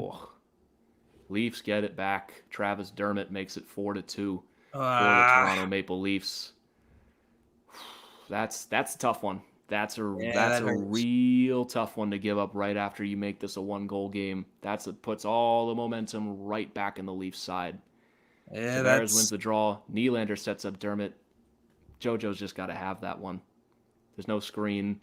It's a very nice shot, but he knows he should have had that one too. You need a save right there. Oh, it hit him in the glove too, man. Oh, that's a bad one, man. That's a bad one. Oh, that's just a real bad goal to give up for Jonas Johansson. 4-2 for the Leafs after the Avalanche had dominated this period so far, and they get that goal back to make it a 1-goal game. And Now we got to climb back in this one again. I think that's a real crusher here. Now you got to get one back again before the end of this period. That undoes a lot of the good work that was just did. You need a save right there. It's hard to get mad at your third goalie for not making a huge save, but in terms of this game at hand, you need a save right there. That's brutal.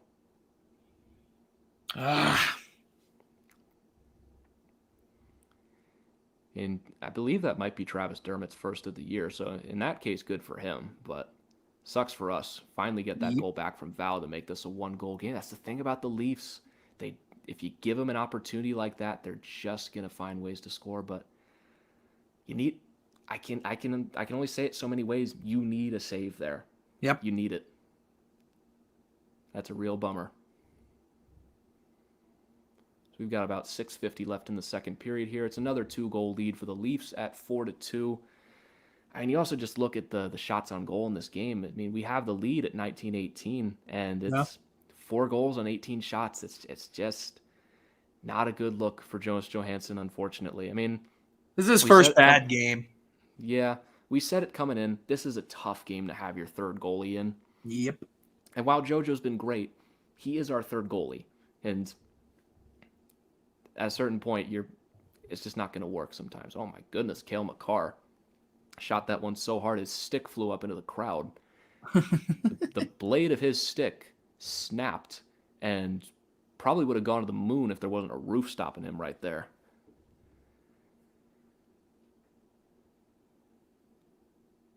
Austin Matthews is circling this one. That one will be turned aside by JoJo. Leafs big guns on the ice now with Marner and Matthews. And Toronto has taken some real control of this game now in the second period following that goal. They're feeling the momentum. Can't get that puck out. I mean, Landy's got to follow that one. Come on, right. Landy.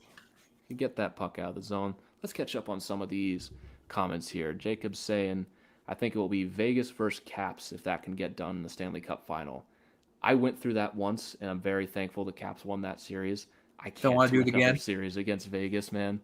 Especially since that means Vegas probably beats the Avs on the way there. I would not be able to deal with that. Andrew's taunting us. I'm a real diehard Toronto fan for any team. I mean, Toronto's had a good run last couple of years with the Raptors, and the Leafs are looking real good this year. Oh, that one just sails wide. I mean, we're getting our looks here. You can't really fault the Avs for their effort in this one. They're playing a good game here. You need that save, man. That took the wind out of their sails for sure. I mean, you need a better start. You need a save there. It's unfortunate, but it happens over the course of an 82-game season. Yep. And you were right. That is Dermott's first goal of the year. Yep. Man, that stinks. Especially brutal, but, you know. Another commercial break here. Oh, that one hurt. That one hurt, Christian. I felt that one in my heart. That changed the whole momentum of this game. The Leafs were on their heels, man. They were on their heels. They were feeling the pressure. All you got to do after a goal like that is you don't even have to tie it in the second. You just got to keep them off the board for the rest of the period, and they carry all that pressure going into the third period. That they had a 3-0 lead and they're on the verge of blowing it, but now we got to fight back even harder. We can get 2 goals here. This game's not over. Oh, without a doubt. But you got to, again, it's Jack Campbell. He's playing real well. You're going to have to work real hard. If you would have told me we'd get 2 goals against him, I'd be feeling pretty good. I mean, against the Leafs, I don't think 2 would be enough, and evidently not. So I would have loved to see Darcy in net for this game. I really would have. Oh, man. Yeah. I mean, even if Darcy doesn't play well, it's a litmus test for him as well to see how he matches up against one of the best offensive teams in the league. Because Darcy hasn't been great this year. I mean, I take it back. He has been good. The past 2 games have not been his best showing. Yeah, the start of the year wasn't great. Since then, he was great. Last couple games, not great, you know. Hasn't been his best, but we'll keep our fingers crossed. Yeah, and now we just have to wait for the injury updates with him.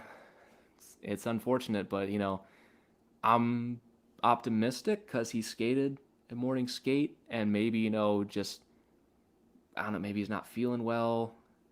Just playing it safe.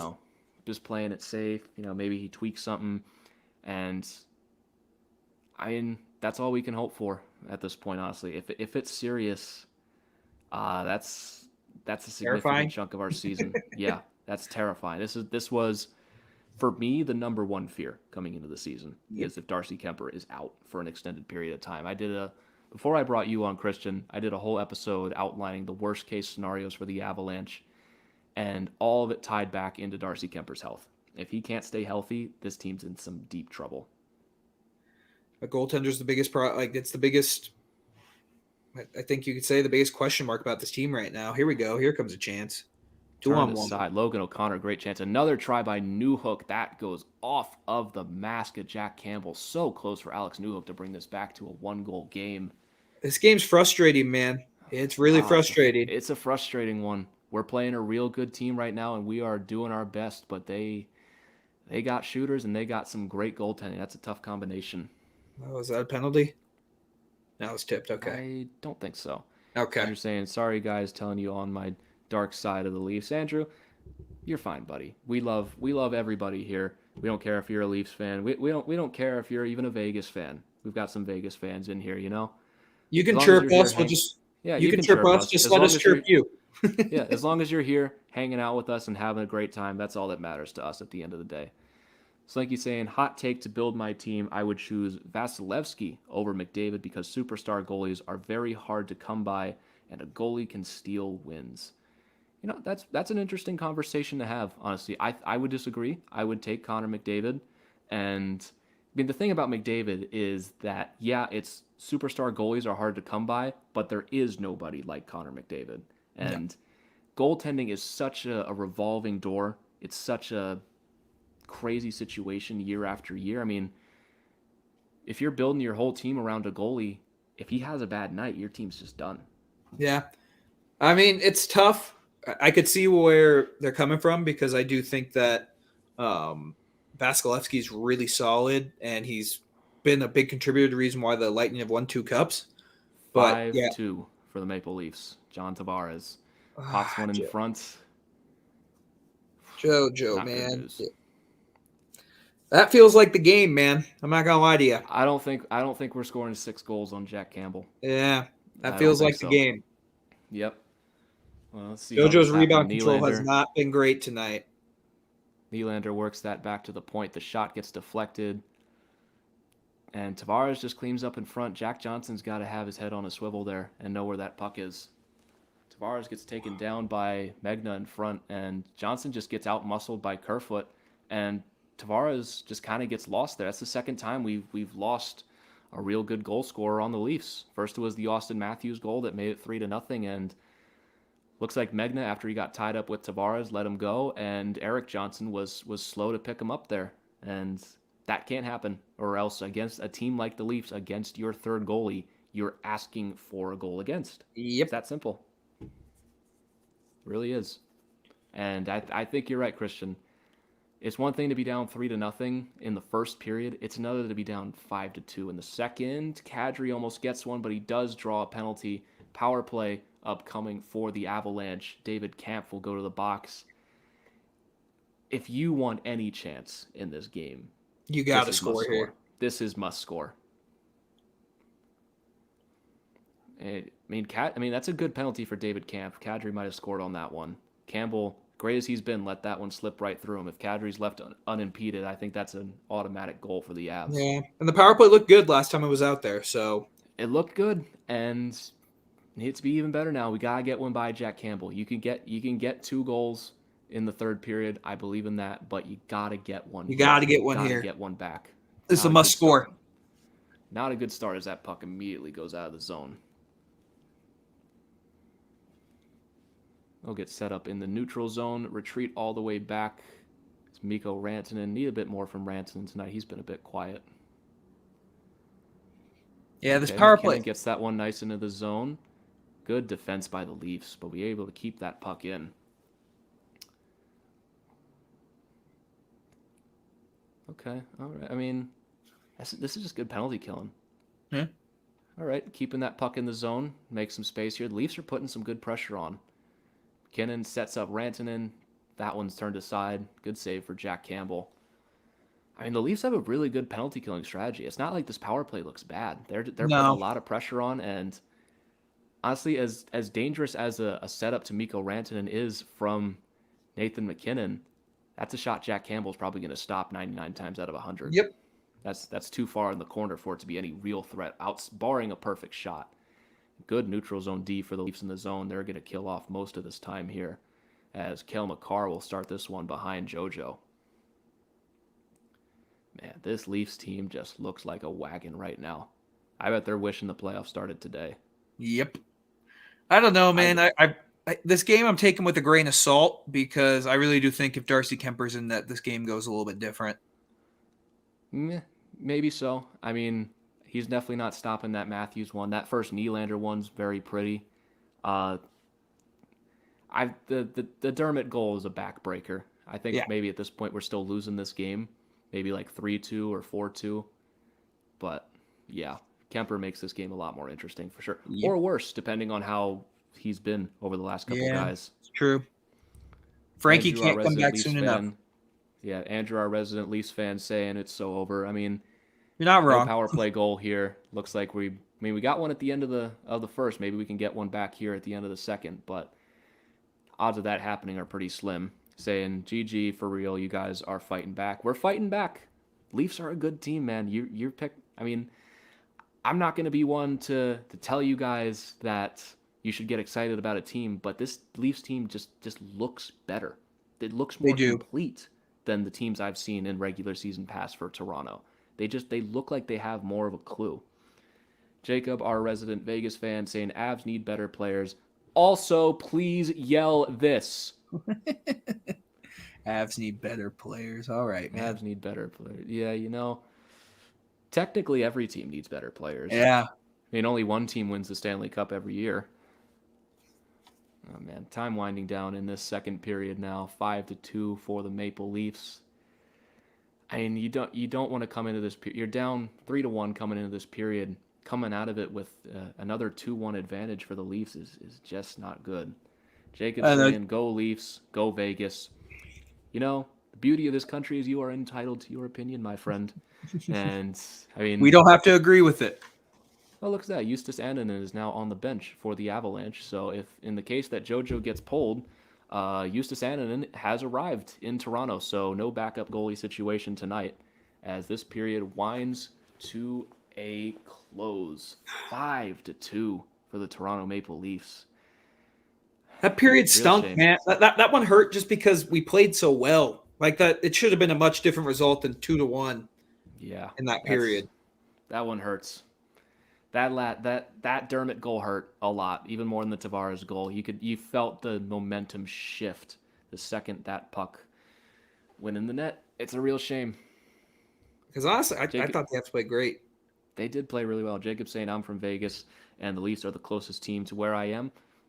That's the beauty of sports, my friend. I mean, Vegas, they went without sports teams for a long time. Now they got the Golden Knights. Now they got the Raiders, and I mean, there are two worse teams to be picking there. Jacob saying he didn't mean that, but regardless, two teams. There could be worse teams to pick from between the Golden Knights and the Leafs. Honestly, yeah, could be. He said he's from Canada, not Vegas. Oh, gotcha. Yeah. Gotcha. You could do much worse in terms of two teams. At least you're not a Canucks fan. We say that as Isha's not in the stream anymore. Yeah, that's why I said that. I'd probably get fired. Speaking of that, man. The Canucks are up 3-1 in the going into the third period now. Yeah, let's get caught up on stuff going on around the league right now. I just haven't looked in a minute. You got the New York Rangers halfway through the third period, up 3-1 over Philadelphia. Toronto up 5-2 over the Avs. Vancouver 3-1 over the Senators, and the Kraken and the Red Wings tied at 2 apiece at the end of the second period.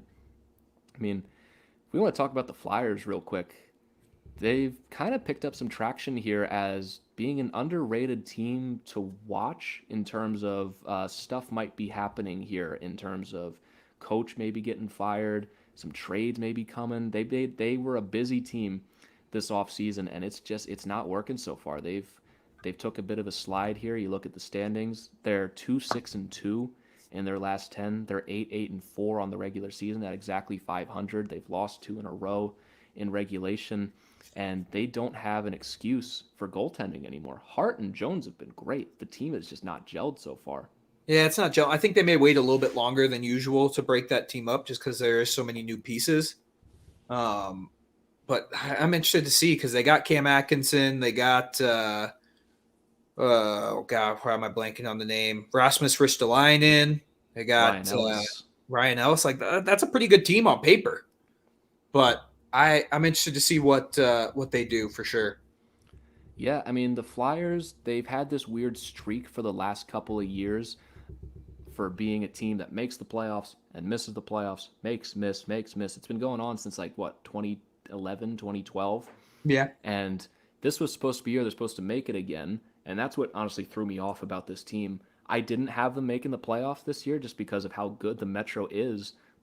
But the last time I said that about them, they did make the playoffs because they suddenly got a bounce back from Carter Hart, and they were one of the best teams in the East going into the COVID pause and ended up getting the top seed in the bubble.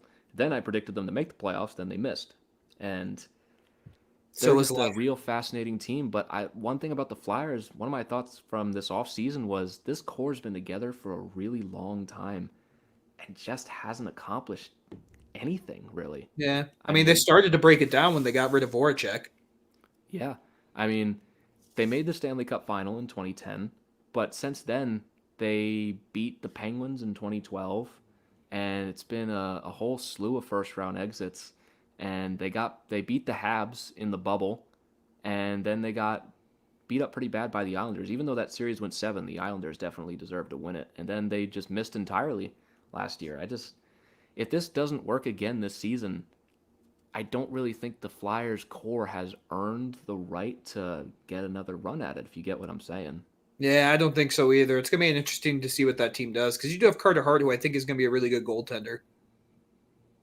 Yeah, I mean, Hart honestly has been great this season. That was the big question coming into the year. He's a 920. That's not the problem. Last year he was an 877, statistically one of the worst goalies in the league. And if you told me Carter Hart was going to be a 920, I'd probably say that, the Flyers are top 3 in the Metro right now. Everything else just isn't working. It's very strange. I just don't think Alain Vigneault is a very good coach. I mean, he gets so many chances too. He's had so many chances. I mean, his work with the Rangers was not impressive. I really think in 2017 he stopped the Rangers from winning the Cup. That series against the Senators was a disaster from him. So bad. And rightly got him fired. His work in Vancouver after their finals appearances was not great.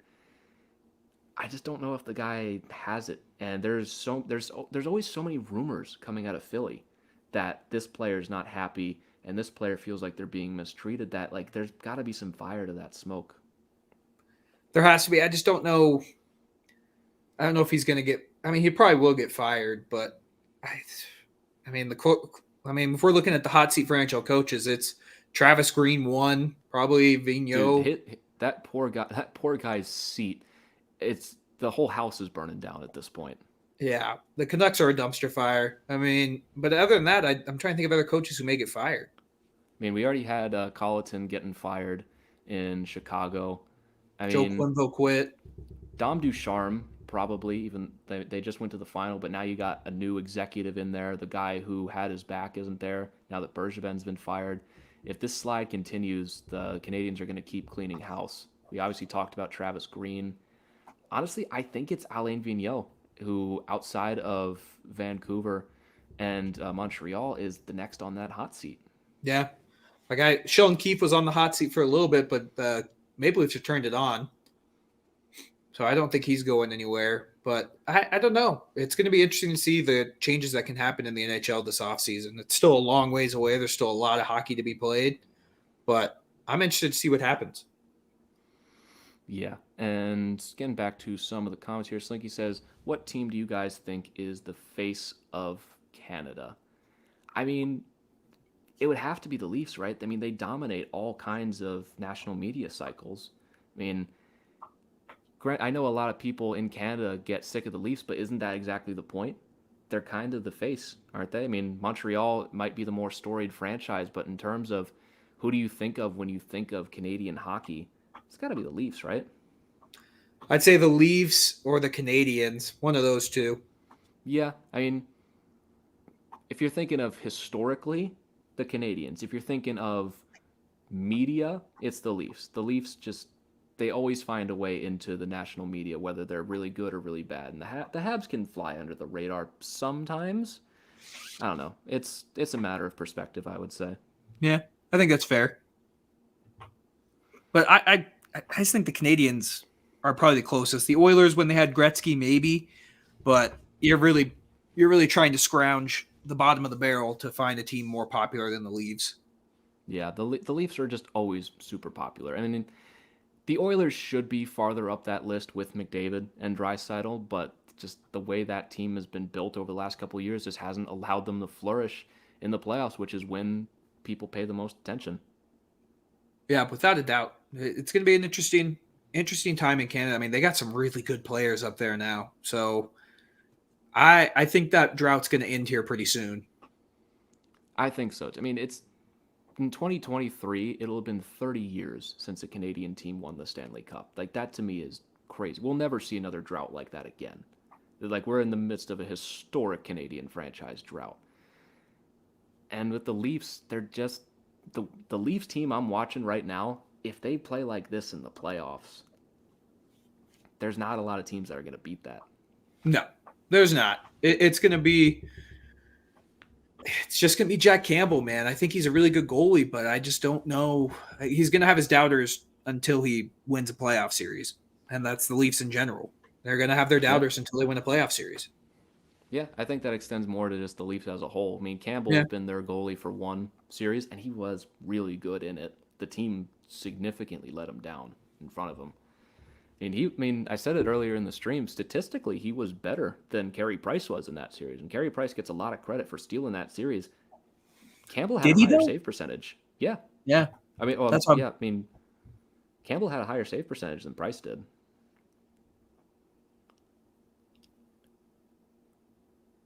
Yeah, we'll see. I don't know. It's going to be interesting.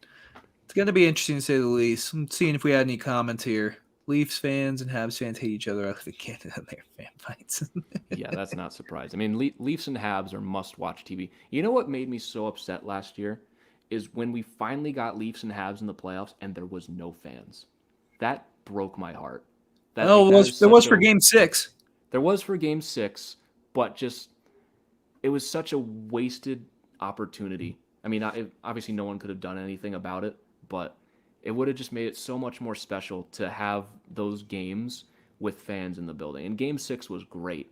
That's exactly my point. That game had so much energy to imagine a 7-game series between the Leafs and Habs with fans in the building every night. It would have been historic. It felt so empty without it, especially since other teams in the league finally were able to bring in fans for the playoffs, like the Avs did, like the Golden Knights did, like pretty much any team outside of Canada was able to in the playoffs. It was just a real shame.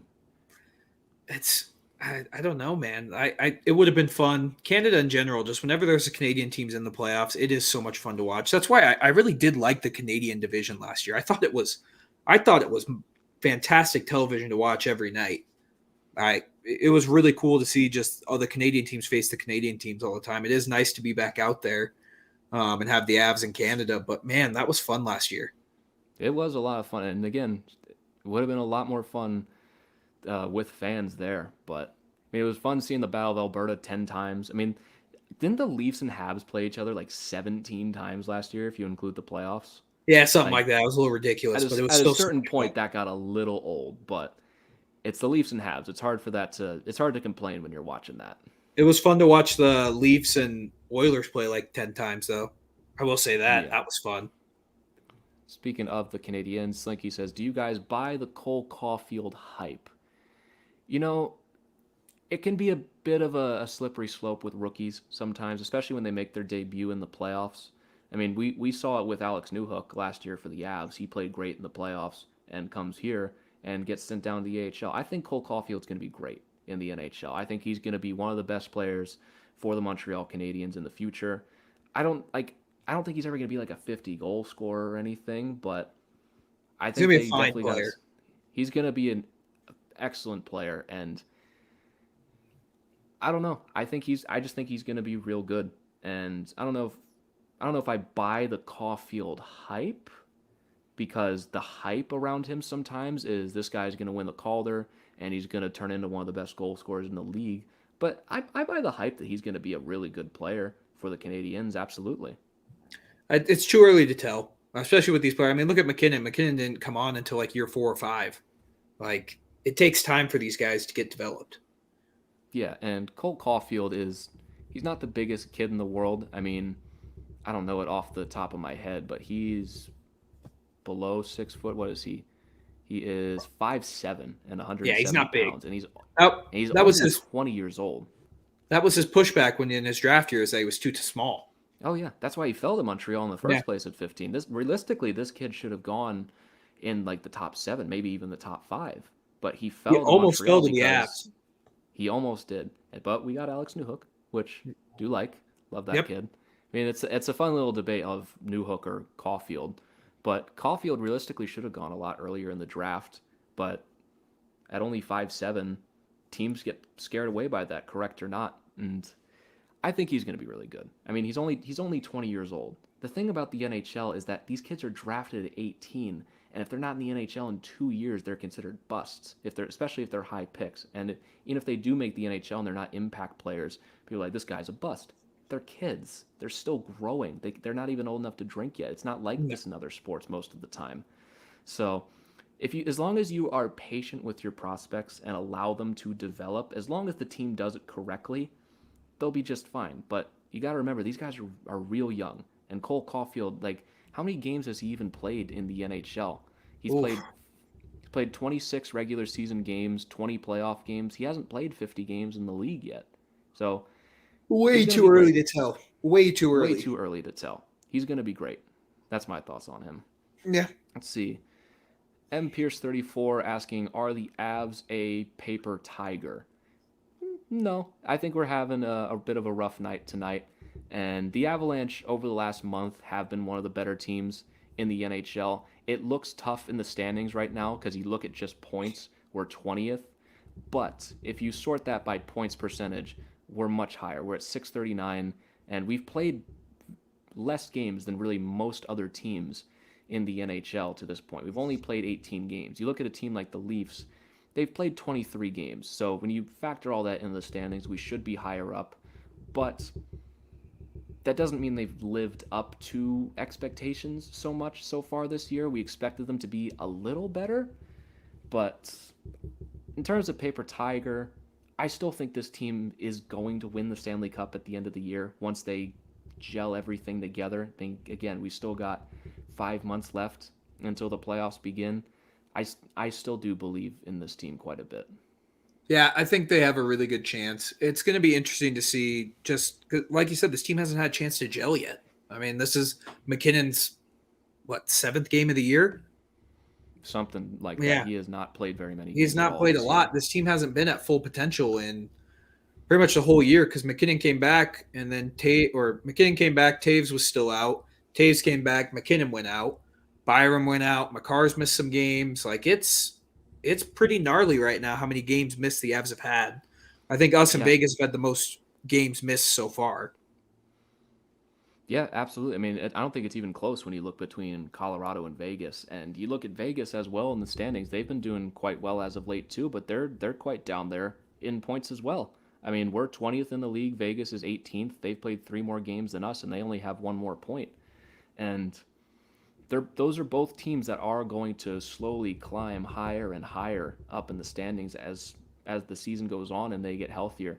By the end of the year, the Avalanche are going to be top 5 in the league, as well as Vegas. You know, there are teams right now that are higher up than they should be, like the Ducks, like the Sharks, like even a team like the Predators, who just is okay, but they're 13th in the league right now. Like, all of this is going to even itself out over the course of an 82-game season. And the Avs, while this is the healthiest that they've been, they're still missing their starting goalie tonight, which is obviously not pretty. It hurts. You texted me that right before we started the stream, and I almost threw my phone at the wall because it was just the Avs can't have nice things, man. It's just that Yeah, simple. yeah. It was the buildup of like, why are we calling up Eustace Annunen? Why is there this college kid joining us for this game? Is JoJo hurt? Is Kemper hurt? They both were in the morning skate, but turns out to be Kemper. Makes no sense, man. And Yeah, that's the only thing that frustrates me about hockey is we get no clarity on what's actually happening to the players yeah.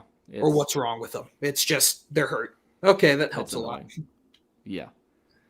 Getting back to some of the comments, a guy who I would love on my team is Braden Point. I love Braden Point so much. I mean, that guy was what, a third round pick, and he's turned into one of the best players on the defending back to back Tampa Bay Lightning. I would love Braden Point on any team in the NHL. That guy is just an animal. I, I mean, he's led the playoffs in scoring the past 2 years. Yeah, as much as it pains me to say, yeah, he's pretty good. Mm-hmm. I want to dislike the guy, but he's a really good player. Yeah, can't deny how good he is. And Pierce saying would be nice to get a save at some point if you are Colorado. Yeah. Yep, especially tonight. Yep. I mean, that Travis Dermott goal can't happen. It's really just that simple. I think if that goal doesn't happen this game, the Avs are winning this game. At very least, I think this game probably is tied at that point with the momentum that we had and that we were working with. Yeah, it's a tough one. You need a save on that one. As now we are back for the third period of this one. Avalanche down 5-2 to the Toronto Maple Leafs. We'll see if they got some magic in them, but Jack Campbell's been real good tonight. I'd say if this game was happening last night, I'd feel a lot more comfortable about it, just with the amount of comebacks that happened in the third period last night. Yeah, I would totally agree. And it's tough being down 3 goals to a real good team like Toronto because it's easy to just pack it in and be like, well, what are we going to do at this point? Especially when you counter on the fact, too, the Avs play again tomorrow night against Montreal. Yeah, Montreal's struggling quite a bit. And yeah, you're totally right. I mean, there might just be a mindset at a certain point that, yeah, what are you going to do? I guess we're just going to have to pack this one in. The first 10 minutes of this period are going to be huge. If they can get an early one in this period in the first 5 minutes, it changes the dynamic of the game. Yep. I mean, Florida did it. Yeah. But granted, Florida needed literally one of the most dominant periods in the NHL history to do it. As, well, going to need to do a little better than that. Austin Matthews, second goal of the game, 6-2, Toronto. Yeah, that's game. That's game. I like to consider myself an optimist. That's game. That's it. Yeah, that's not good, man. Not good for our first stream, man. I was hoping for a little bit more competitive game.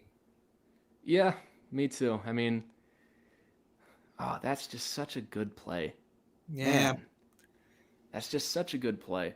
I mean, this has not been a great game for Will Byram. He gets stripped of the puck by Bunting. Bunting gives it to Marner, and Matthews burns Byram, and not a game to write home about if you're Will Byram. I mean, I guess this is what it feels like to be on the other side of a game like this.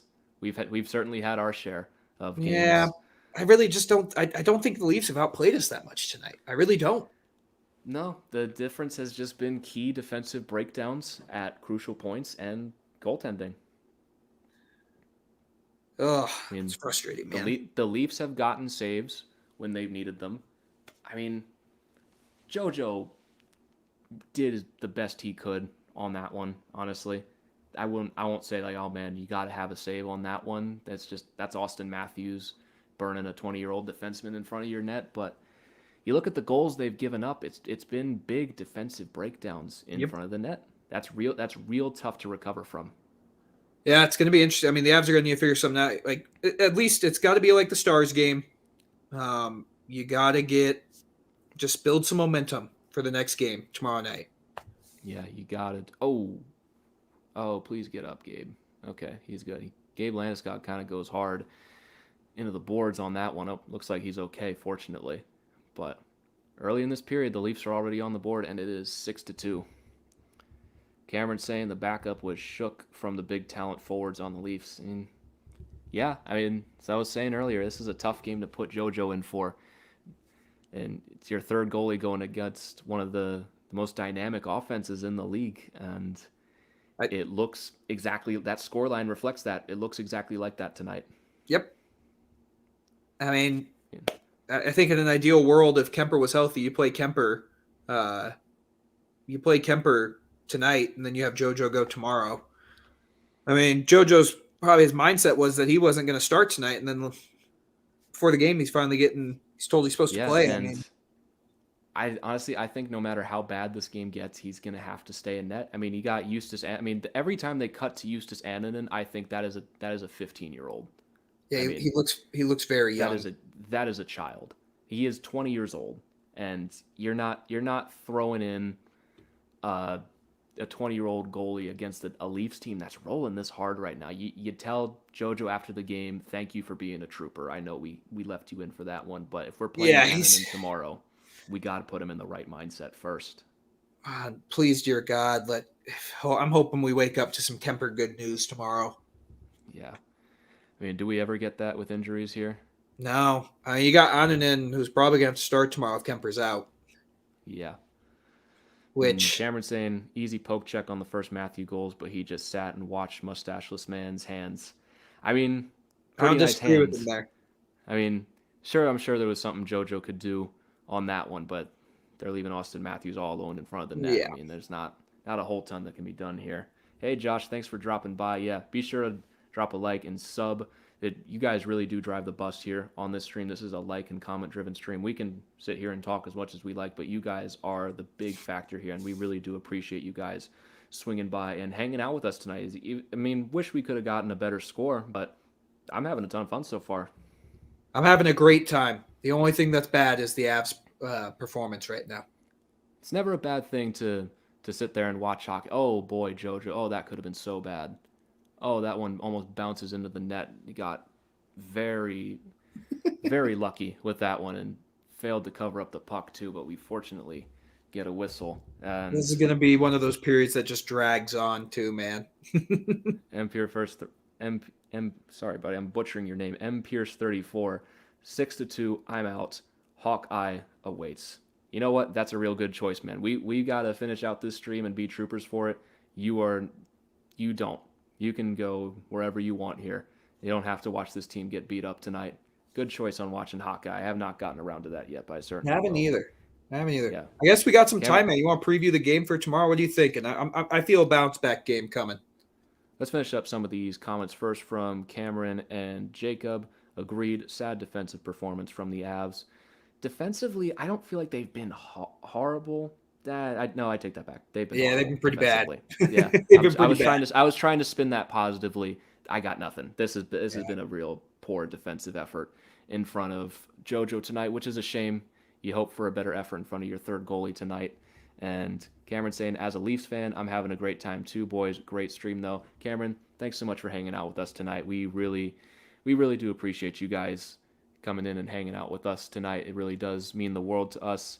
Jacob saying, I don't know if the guy told you, but I have been here almost every stream since I found you guys. Jacob, you are the real MVP. We here at the Hockey Podcast Network appreciate you immensely hanging out with us for just about every live stream that we've got. I know I speak on behalf of Isha and Dylan when I say that you are the real MVP. We appreciate you, buddy. Slinky saying, Matthews hat trick, yes or no? He's got plenty of time. I mean, if the Avs get one back and pull the net, Matthews is going to be on for the potentially an empty net goal. So, honestly, I'll go with sure. I'd say Matthews gets it. Yeah. I know this is a little off topic too. We're going to comments, but Thatcher Demko just had an assist on a goal. Well, good for him. I'll get those extra fantasy points. Yeah. Oh, Berkey. Oh, Berkey. Going back. Nope, that one gets blocked. Donnell catching up on our comments, saying, your Avalanche are getting beat badly. Do you guys need a shoulder to cry on? Honestly, Donnell, very nice of you to offer, but it's the regular season. I don't have them. I don't have the emotions to spare for the regular season. You know, even with my Caps getting beat up last night by the Panthers in the third period, a couple years ago I would have been a lot more upset, but you learn that you take your lumps in the regular season. You learn your lessons. You just got to get into the playoffs. But yeah, Every team's This going is to struggle at some points in the regular season. yeah, And but it makes it a lot easier when you go 7-2-1 in last month. yeah, you're right, Donnell. It's been a real rough night tonight, but I think you just hanging out here with us tonight is more than enough for us tonight, and we thank you for sticking with us the whole way, buddy. And Jacob saying, just wait till y'all do a Vegas game. I'm going to be crazy happy. I will be sure to pass the message on to Ishan and Dylan that we've got to get our guys at the Vegas Nightly Podcast booked for a Vegas game sometime in the near future. And hey, we've got an Avs Vegas game coming at the end of the month. That's going to be a really fun one. But I know me and Christian have that date circled on our calendar for several reasons. And I promise you, we are going to lobby to land that slot for that night to get the Avs and Vegas game, because I'm really looking forward to that one, and I really want to do a live stream for that one. So if we can make that happen, I promise you we will, Jacob. I promise you. All right, so Christian, this game's just about done. You want to? Perfect timing. They just showed that we got the Montreal Canadiens game tomorrow against the Avalanche. Why don't we start to preview that one a little bit? Yeah. Yeah. I mean, the Canadiens are struggling. The Avs, on their last time they played a back-to-back, they came out in the next game and kicked the crap out of the Ducks, or the Predators. Excuse me. Mm-hmm. Predators, excuse me. But I don't know. This game it's frustrating, but I really don't hate they tried. The defensive lapses cost us. I mean, it's tough when you have your third string goalie in, and I feel like the Maple Leafs scored on every single one of their high danger chances tonight. Yeah, and as that play just exemplifies there on the slight break-in from Logan O'Connor shut down by Jack Campbell, the Leafs are just answering everything we've had to do, and we just have not. So I like the energy that we've shown. I've hated the defensive breakdowns, but also you can't get away with these against the Leafs. I feel like you kind of can against the Habs, because yeah, without a doubt, they'll take advantage of it sometimes, but they're not going to score 6 on you.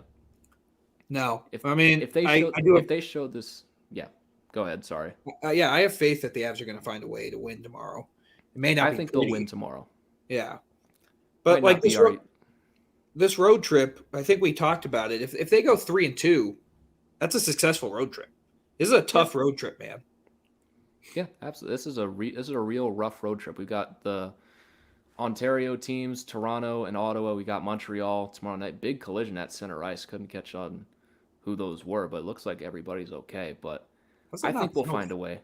Yeah, I think we'll find a way to win in Montreal tomorrow. And you look at the last back-to-back against Nashville. Granted, that was on home ice, but they showed some good energy in that one. They were able to beat up on a team that was clearly just not as good as them. And Montreal is going through it right now. They're down bad. And if we showed this kind of effort with a much cleaner defensive game, we'll win this game, no doubt, for sure. Even if Justus Annunen is in net, I feel like a young goalie making his debut has an advantage because there's just not a lot of tape on how to beat them. I feel like we can get the win in that one. I'd go with a 5-2 Avs win. And I like when, personally, if you're telling me I get the same chances I got tonight against Jake Allen, take that all day. Yeah, absolutely. I mean, Jack Campbell, he just can't be beat right now. The goals we've beat him on in this game were perfect. The Nathan McKinnon set up to Sam Girard and the Val Nichushkin cleanup in front. That's just some real good hockey right there. And even then, we've had some perfect plays get shut down by him too. And yeah. There's not much you can do, man. Like I gotta give I'll give Jack Campbell credit. He's playing really good hockey right now, and he's been playing really good hockey for the past year, honestly. Yeah, last calendar year he has been outstanding. It's not even been a calendar year yet since last season started. Isn't that strange? Started in January. That's really weird. We've had 2 seasons so far just this year. Maybe that kind of explains. Feels like it was 5 years ago. Yeah, but maybe that kind of explains why there's been so many injuries. I feel like this year. Like, players really didn't get that much of a break. Yeah, and also the off-season training and everything, and you also got the Olympics coming up. I mean, it's not going to get any easier. Yeah, I don't know. It's gonna be an interesting year, to say the least. I'm really interested to see how the rest of this year plays out. If we're circling back to the Canadiens game tomorrow, for the Avs, I think McKinnon probably has a 4-point night, personally.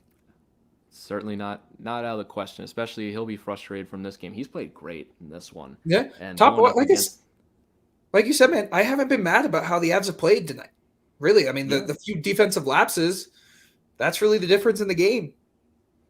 yeah, the top line's been real good, and just we've lost the guys in front of the net. Like you can't lose track of Austin Matthews, you can't lose track of John Tavares, and Bo Byram's had a rough game, but it's gonna happen. And you're going up against a Habs team tomorrow that does not have anywhere close to this kind of talent. If you tighten up defensively, you can win a game playing like this. Absolutely. Yeah, without a doubt.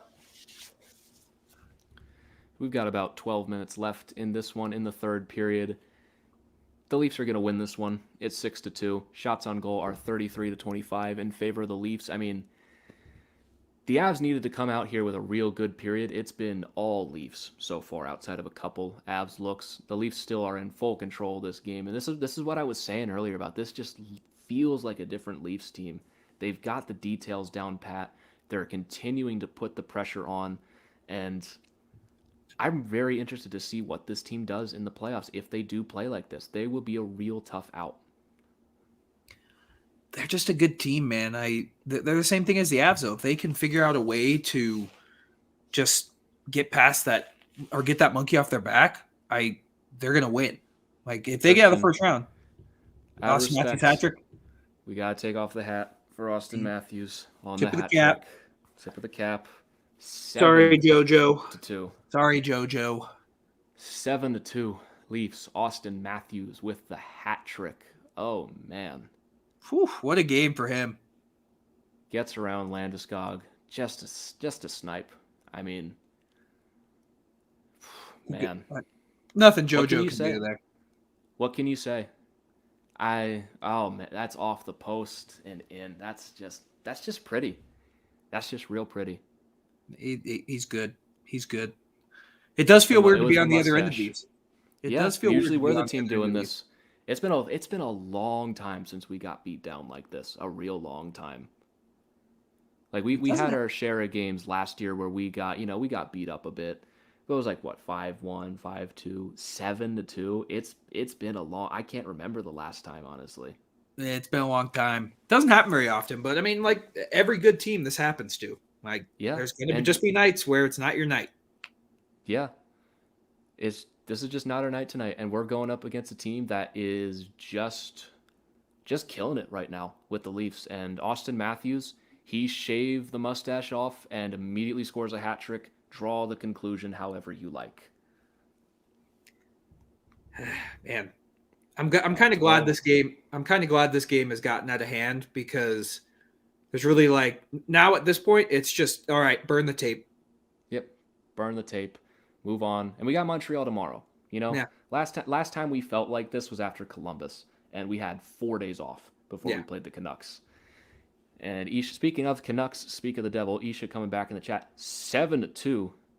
But yeah, man, it's gotten ugly. We have been sitting here suffering through this the whole time. It looked like 3-2 for a second. The Avs might have been able to come back. 4 unanswered goals for the Leafs. This is a good hockey team in Toronto, and the Avalanche they just haven't been in it tonight. It happens, man. It happens.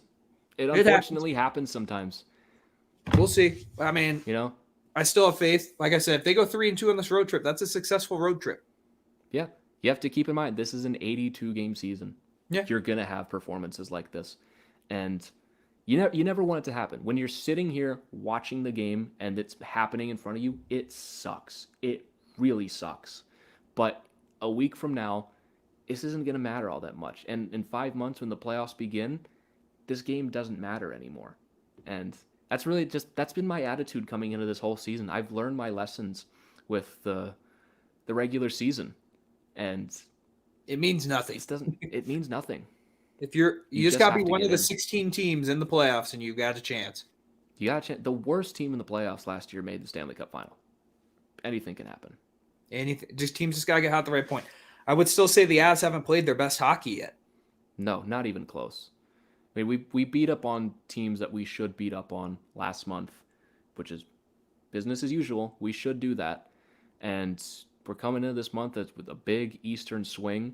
and we still got a bit to prove. We still have to get Kemper back whenever that is, whether it's next game or next month. We just truly don't know yet, really. I think it's got to be something ticky-tack. Maybe he got like a stomach bug or something, because I don't know what it is, because he was in morning skate. Joe, come on, man. Pierre Engvall makes it 8-2 Toronto. Oof. That can't happen. Poor JoJo, man. Poor JoJo, buddy. Come on. This is what sucks about it. He had so much confidence, and now it's just gone. Well, if we were worried about him not clearing waivers, I think you can put him back now. Oh, JoJo, you got to have that one. Is that still JoJo? Am I insane? Yeah, it is. Okay. I don't know. I know Annunen just got here, man. You may have to throw him in. I think you stick with JoJo, man. At this point, you've lost the game. You lost the game. It's over. There's no salvaging it. I think you stick with JoJo. Ugh.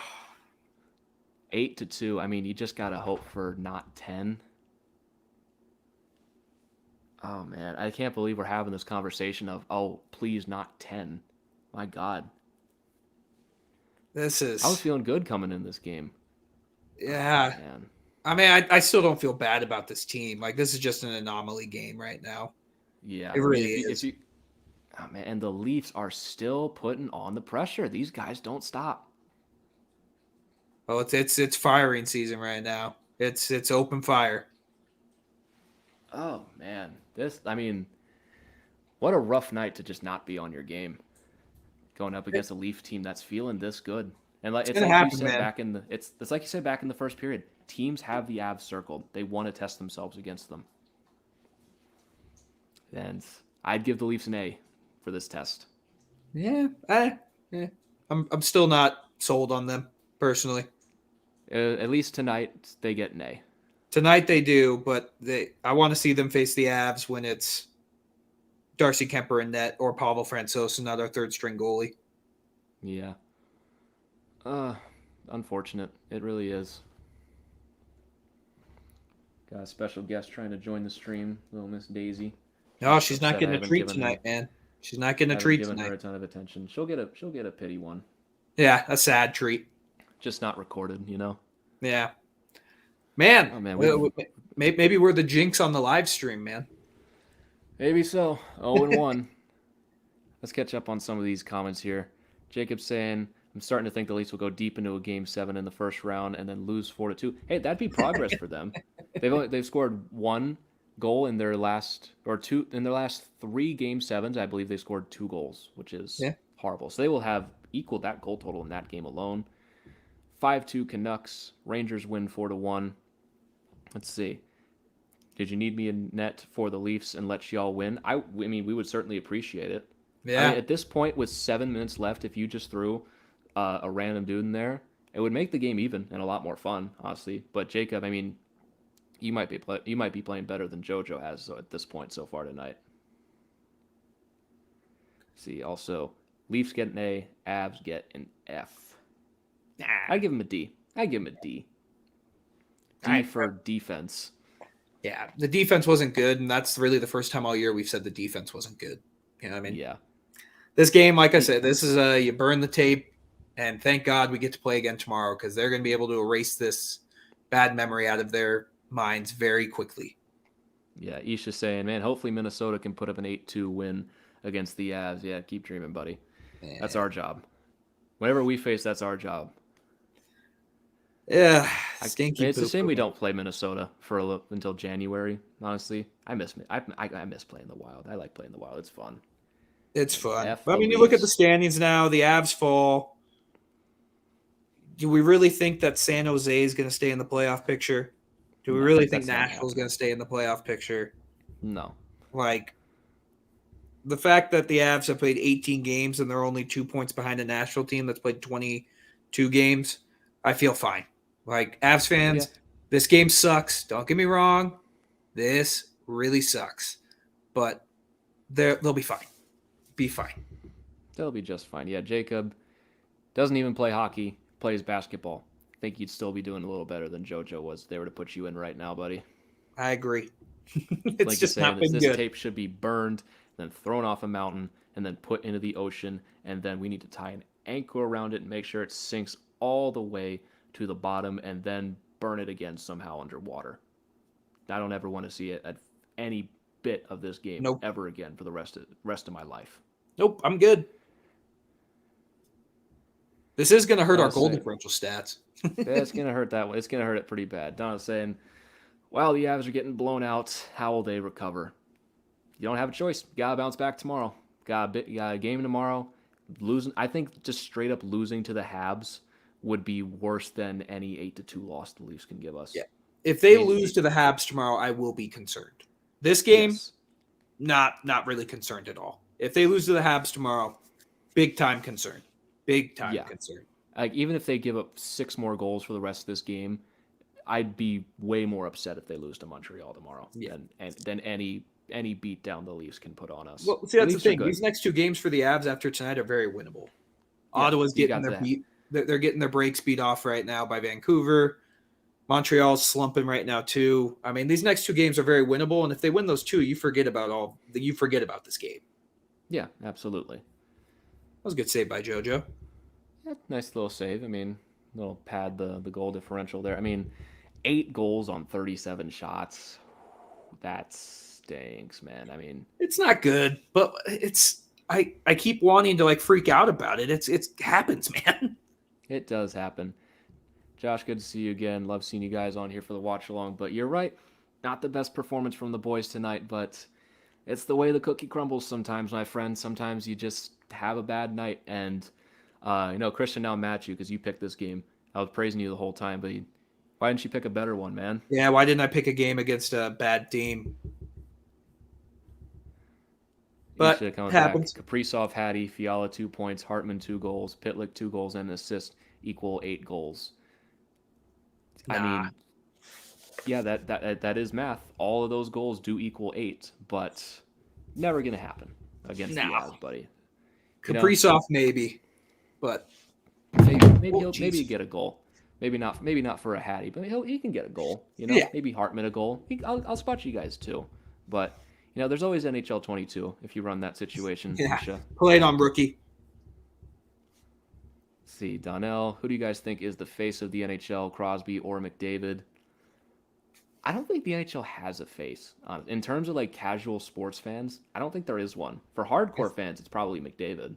Yeah, right I now, think at for the least. casuals, it'd probably be Crosby because he's been around For longer. casuals, probably Crosby, probably Ovechkin, honestly. Yeah, you're biased there, man. But I mean, in terms of casual fans, I'm doing my best to be unbiased. I truly am. In terms of casual fans, who gets more notoriety, Crosby or Ovechkin? I'd say Crosby probably, man. I completely disagree. The people I talk to, well, granted, I live closer to the Caps, but Yeah. casual fans have always seemed to gravitate more towards Ovechkin than Crosby, just from what I've seen. Yeah. Josh, We'll see. this sucks. The friggin' Leafs, man. Isha, you are right. Jacob, the Vegas game is starting soon. We'll miss you if you have to go and watch that one. We really do, but this game's over, buddy. I mean, it's 8-2 Leafs. This one's done and done. I think if Griffin and I weren't live streaming right now, we'd be recording the podcast already. Yeah, Canucks almost lost to the Habs, and Canucks are truly a fascinating team right now. Josh coming back. I'm pissed. I hate when the Leafs succeed. You and many other people, my friend. I mean, we're not happy right now either that the Leafs are succeeding. Yeah. Jacob saying, if y'all lose to the Habs, just quit watching hockey. Not a bad idea. I love Nope. that idea, honestly. Let's see. Well, they say in the NFL, any team could beat anybody. It's the same in the NHL, don't you think? Even more so in the NHL. Yeah. Oh, my goodness. The parity in the NHL has always just been so insane. Especially this year, the parity in the league is crazy. Yeah, I'm not saying it's a guarantee that we beat Montreal tomorrow. I mean, I would have said it was a guarantee Vegas was going to beat Montreal in the playoffs last year. You just never know in this league. The parity is always so intense. You never have any sort of idea. That's why betting in this league, as I'm sure you can ask Christian, is such a mess. You never know. That's why I love taking underdogs. Yeah. Jacob says, 3 days till my birthday. Happy early birthday, my friend. Hope you have an amazing day. And Jacob saying, agreeing with me, Ovi, face of the NHL. For hardcore fans, maybe not, but for casual fans, at very least, it's got to be Ovi. I mean, I'm not saying that he's better than Crosby or that Crosby hasn't had success. I just mean in terms of notoriety for casual fans, it's Ovechkin. He's always been that guy that draws people in. Thank you, Isha. Ovi is the best. I am 100% right. Thank you. He's better than McDavid and Leon Draisaitl. You heard it here first. 100%. 10 years their age, putting up the same points. You heard it here from Isha. McDavid and Draisaitl stink. That's exactly what he said. Isha thinks they suck, and Ovechkin is better, which is true. Step aside, Oilers. Ovechkin is the king. You have no argument from me here. Ovechkin is one of the most important players in hockey history. No player has ever meant more to a franchise than Alex Ovechkin has to the Capitals. He has turned that franchise into one of the most notable in the league, and I would do anything for Alex Ovechkin, honestly. I'd say Wayne Gretzky to the Oilers was pretty big. Yeah, but it's not Ovi. But he's not as cool. Yeah, that's true. That's true. He's just cooler. Andrew saying, sorry for your loss at the game. Life rolls on, Andrew. You know? A regular season hockey game. Regular season rolls on. The sun will come up tomorrow. We got another game against the Canadiens. When the playoffs start in May, this game won't matter anymore. That's just the rationale you got to have at this point. So, that one almost went in off a skate, but JoJo keeps that one out, thank goodness. And Andrew says he knows why. Because Cadre is at the Raptors game that we lost. It's the Cadre curse. I'm very excited for when the Leafs come to Ball Arena, though. Very excited. That'll be a fun one. That is going to be hopefully more fun than this one. It's going to be a revenge game. It's going to be fun. I think that's early January, right? A little more than a month from now. Yep. If I'm remembering the schedule right off the top of my head. Should be is it January 8th? I think so. That sounds about right to me. I'm not going to look for that right now, but Andrew's saying, yeah, so that's why we're beating them, because of the Raptors thing. Nhl, non-hockey related thing. What's your guys' favorite junk food? Mine is McDonald's, White Castle, Burger King, and Popeyes. Love the chicken sandwich. Gotta try the spicy chicken sandwich, which didn't know Popeyes had. Those are all good choices there, but in terms of my guilty pleasure junk food, soft pretzels at the mall from Auntie Anne's. Interesting. That stuff is immaculate. You know, I've got my own. I'm a real sweet tooth. Christian is too. I love chocolate. You know, chocolate covered Oreos. That's real good stuff. You know what the best candy is? The mini Kit Kats, the unwrapped ones that they just have in a big bag. I'm not a Kit Kat guy, man. I'm a Reese's guy. Well, Reese's will kill me. So. Oh yeah, you got peanuts. 2-on-1. Missed it. Oh, thank God. We got a power play here. I was too busy thinking about Kit Kats. Yeah. To answer your question, Darnell, mine is Chick-fil-A. Anything Chick-fil-A. We get a goal. Got one back. Landeskog throws it to the net. Looked like Cadre might have got a piece of it. That'll be something to mild success for Nazem Kadri. And they get it back. The game is on. It's 8-3, baby. 8-3, 3 minutes left. This game's not over yet, baby. We still got a chance. What we got? 4 minutes left. Can we get 5 goals in 4 minutes? I think we got a shot. Remember that guy said 9-3 is a final? He may be right. He might end up being right. Yeah, Nazem Kadri definitely got that one. He continues his hot streak in Toronto. 8-3 for the Leafs. You take what you can get at this point, honestly. Another point for McKinnon, too. Comments. Another point for McKinnon. Even better. We get the last laugh in this one. You got to take your victories where you can. Andrew says, what is your favorite color? Andrew, my favorite color is red. It kind of goes between the burgundy red that the Avs have sometimes and that brighter red that the Caps have. I think you're noticing a pattern here between my two sports teams, but I love a little bit of a darker red sometimes. Outside of that, I really have always been a fan of blue, like the kind the Leafs have. Christian, what about you? Pink. Love it.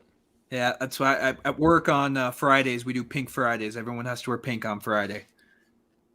Love it. Nhl, couldn't believe the Avalanche changed their arena name to Ball Arena. Love their old arena name, Pepsi Arena. Ball Arena is definitely one of the more interesting names in the NHL.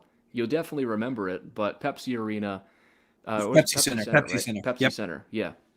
Pepsi Center. I don't know, it always just kind of, I like the name. It kind of felt natural. It kind of rolled off the tongue. But, I mean, I can get used to Ball Arena. We had Pepsi Center for 20 years. So for me, it's tough for me to change it, change it up personally. Yeah, it's always weird. 'Cause, I mean, the Leafs had to do the same thing with Scotiabank after they were Air Canada for so long. It takes a while to get used to the name changes, and you're so used to going saying let's go to Pepsi Center, and then all of a sudden it's Ball Arena. It's not even center anymore; it's arena. I still find myself saying that. The big thing that I miss out of it is they used to have this big Pepsi ball outside of the arena, and it's gone now. It's just an empty space. Yeah. It throws me off every time. I was gonna make a joke about new arena names and other stuff they could put in front of the arena, but I will not because we're live. So, moving on before I say something dumb. Andrew says, "Do you like coffee crisp?" I've never had it. I think that's in Canada, isn't it? Yeah, never heard of it. Yeah, I know. I've heard of it. Never had the pleasure of having it. I think that's more of a Canadian snack. And I was saying, red's my favorite. Second favorite color is blue. Same here, man. Jacob asking, did Kale get the goal? Unfortunately, no. Kale McCarr did not get the goal. Last goal went to Nazem Kadri. His Bit 200th of of a his quiet night career. for Kale. Oh, I thought that one went in for Rantanen. That was off the side of the net. He's got the puck now as we got 95 seconds left in this one. Mercifully. Mercifully, we're just about coming to a close here on this one. If you stuck around the entire time, you're amazing, and I love you personally. Thank you so much for everyone who's joined, whether you just got here or if you've been here from the beginning. We really do appreciate it. Hopefully we can make it 8-4 here in the final minute 15. But Christian, I've had a real blast with this one. If you guys even just want to like this up real quick and subscribe, it really does help the network and everything, and we would just really appreciate it. You guys are the best, and we love you guys. It's been a fun time. Even though the game wasn't the result, I did have a good time. Yeah, I mean, this is one of the more lopsided results we've seen out of this team in a long time in terms of losses, but this one mercifully coming to a close. And yeah, and Pierce 34, we were talking this. Remember when we were worried about putting Johansson on waivers? Yeah. We joked about that on the pod, remember? We joked about that. We weren't joking. That was a serious thing. We were like, how are we going to do this? I think we just solved that problem and saying, yeah, my horn's busy tonight between this game and Seattle. Probably much better watching this Seattle game. Jacob saying, see y'all on December 27th. Have fun trying to beat Vegas. We will have a great time. And we're going to do our best to get that live stream booked. I promise you, Jacob, we will do our best, and we hope that we can see you then. Final seconds tick off the clock in this one. We'll get to our last comments. And what was your least favorite reverse retro jerseys? Red Wings was the worst because it was a practice jersey. Completely agree. Red Wings have the worst one. 8-3 the final score. Toronto wins it. And mercifully, this one is done and dusted. Hat trick for Austin Matthews. 8-3 the final score. Man. That was a stinky poo-poo game. That was a stinky poo-poo game. Tough one for our first ever live stream, Christian, but I had a ton of fun. And again, thank you guys so much for coming out and joining us for this one. I can't wait to do this all again. Hope to see you guys again sometime in the near future. And see you guys again soon, Christian, if you want to take us out. I'm excited. Thanks, guys, again for joining us, and we will catch you all on the flip side.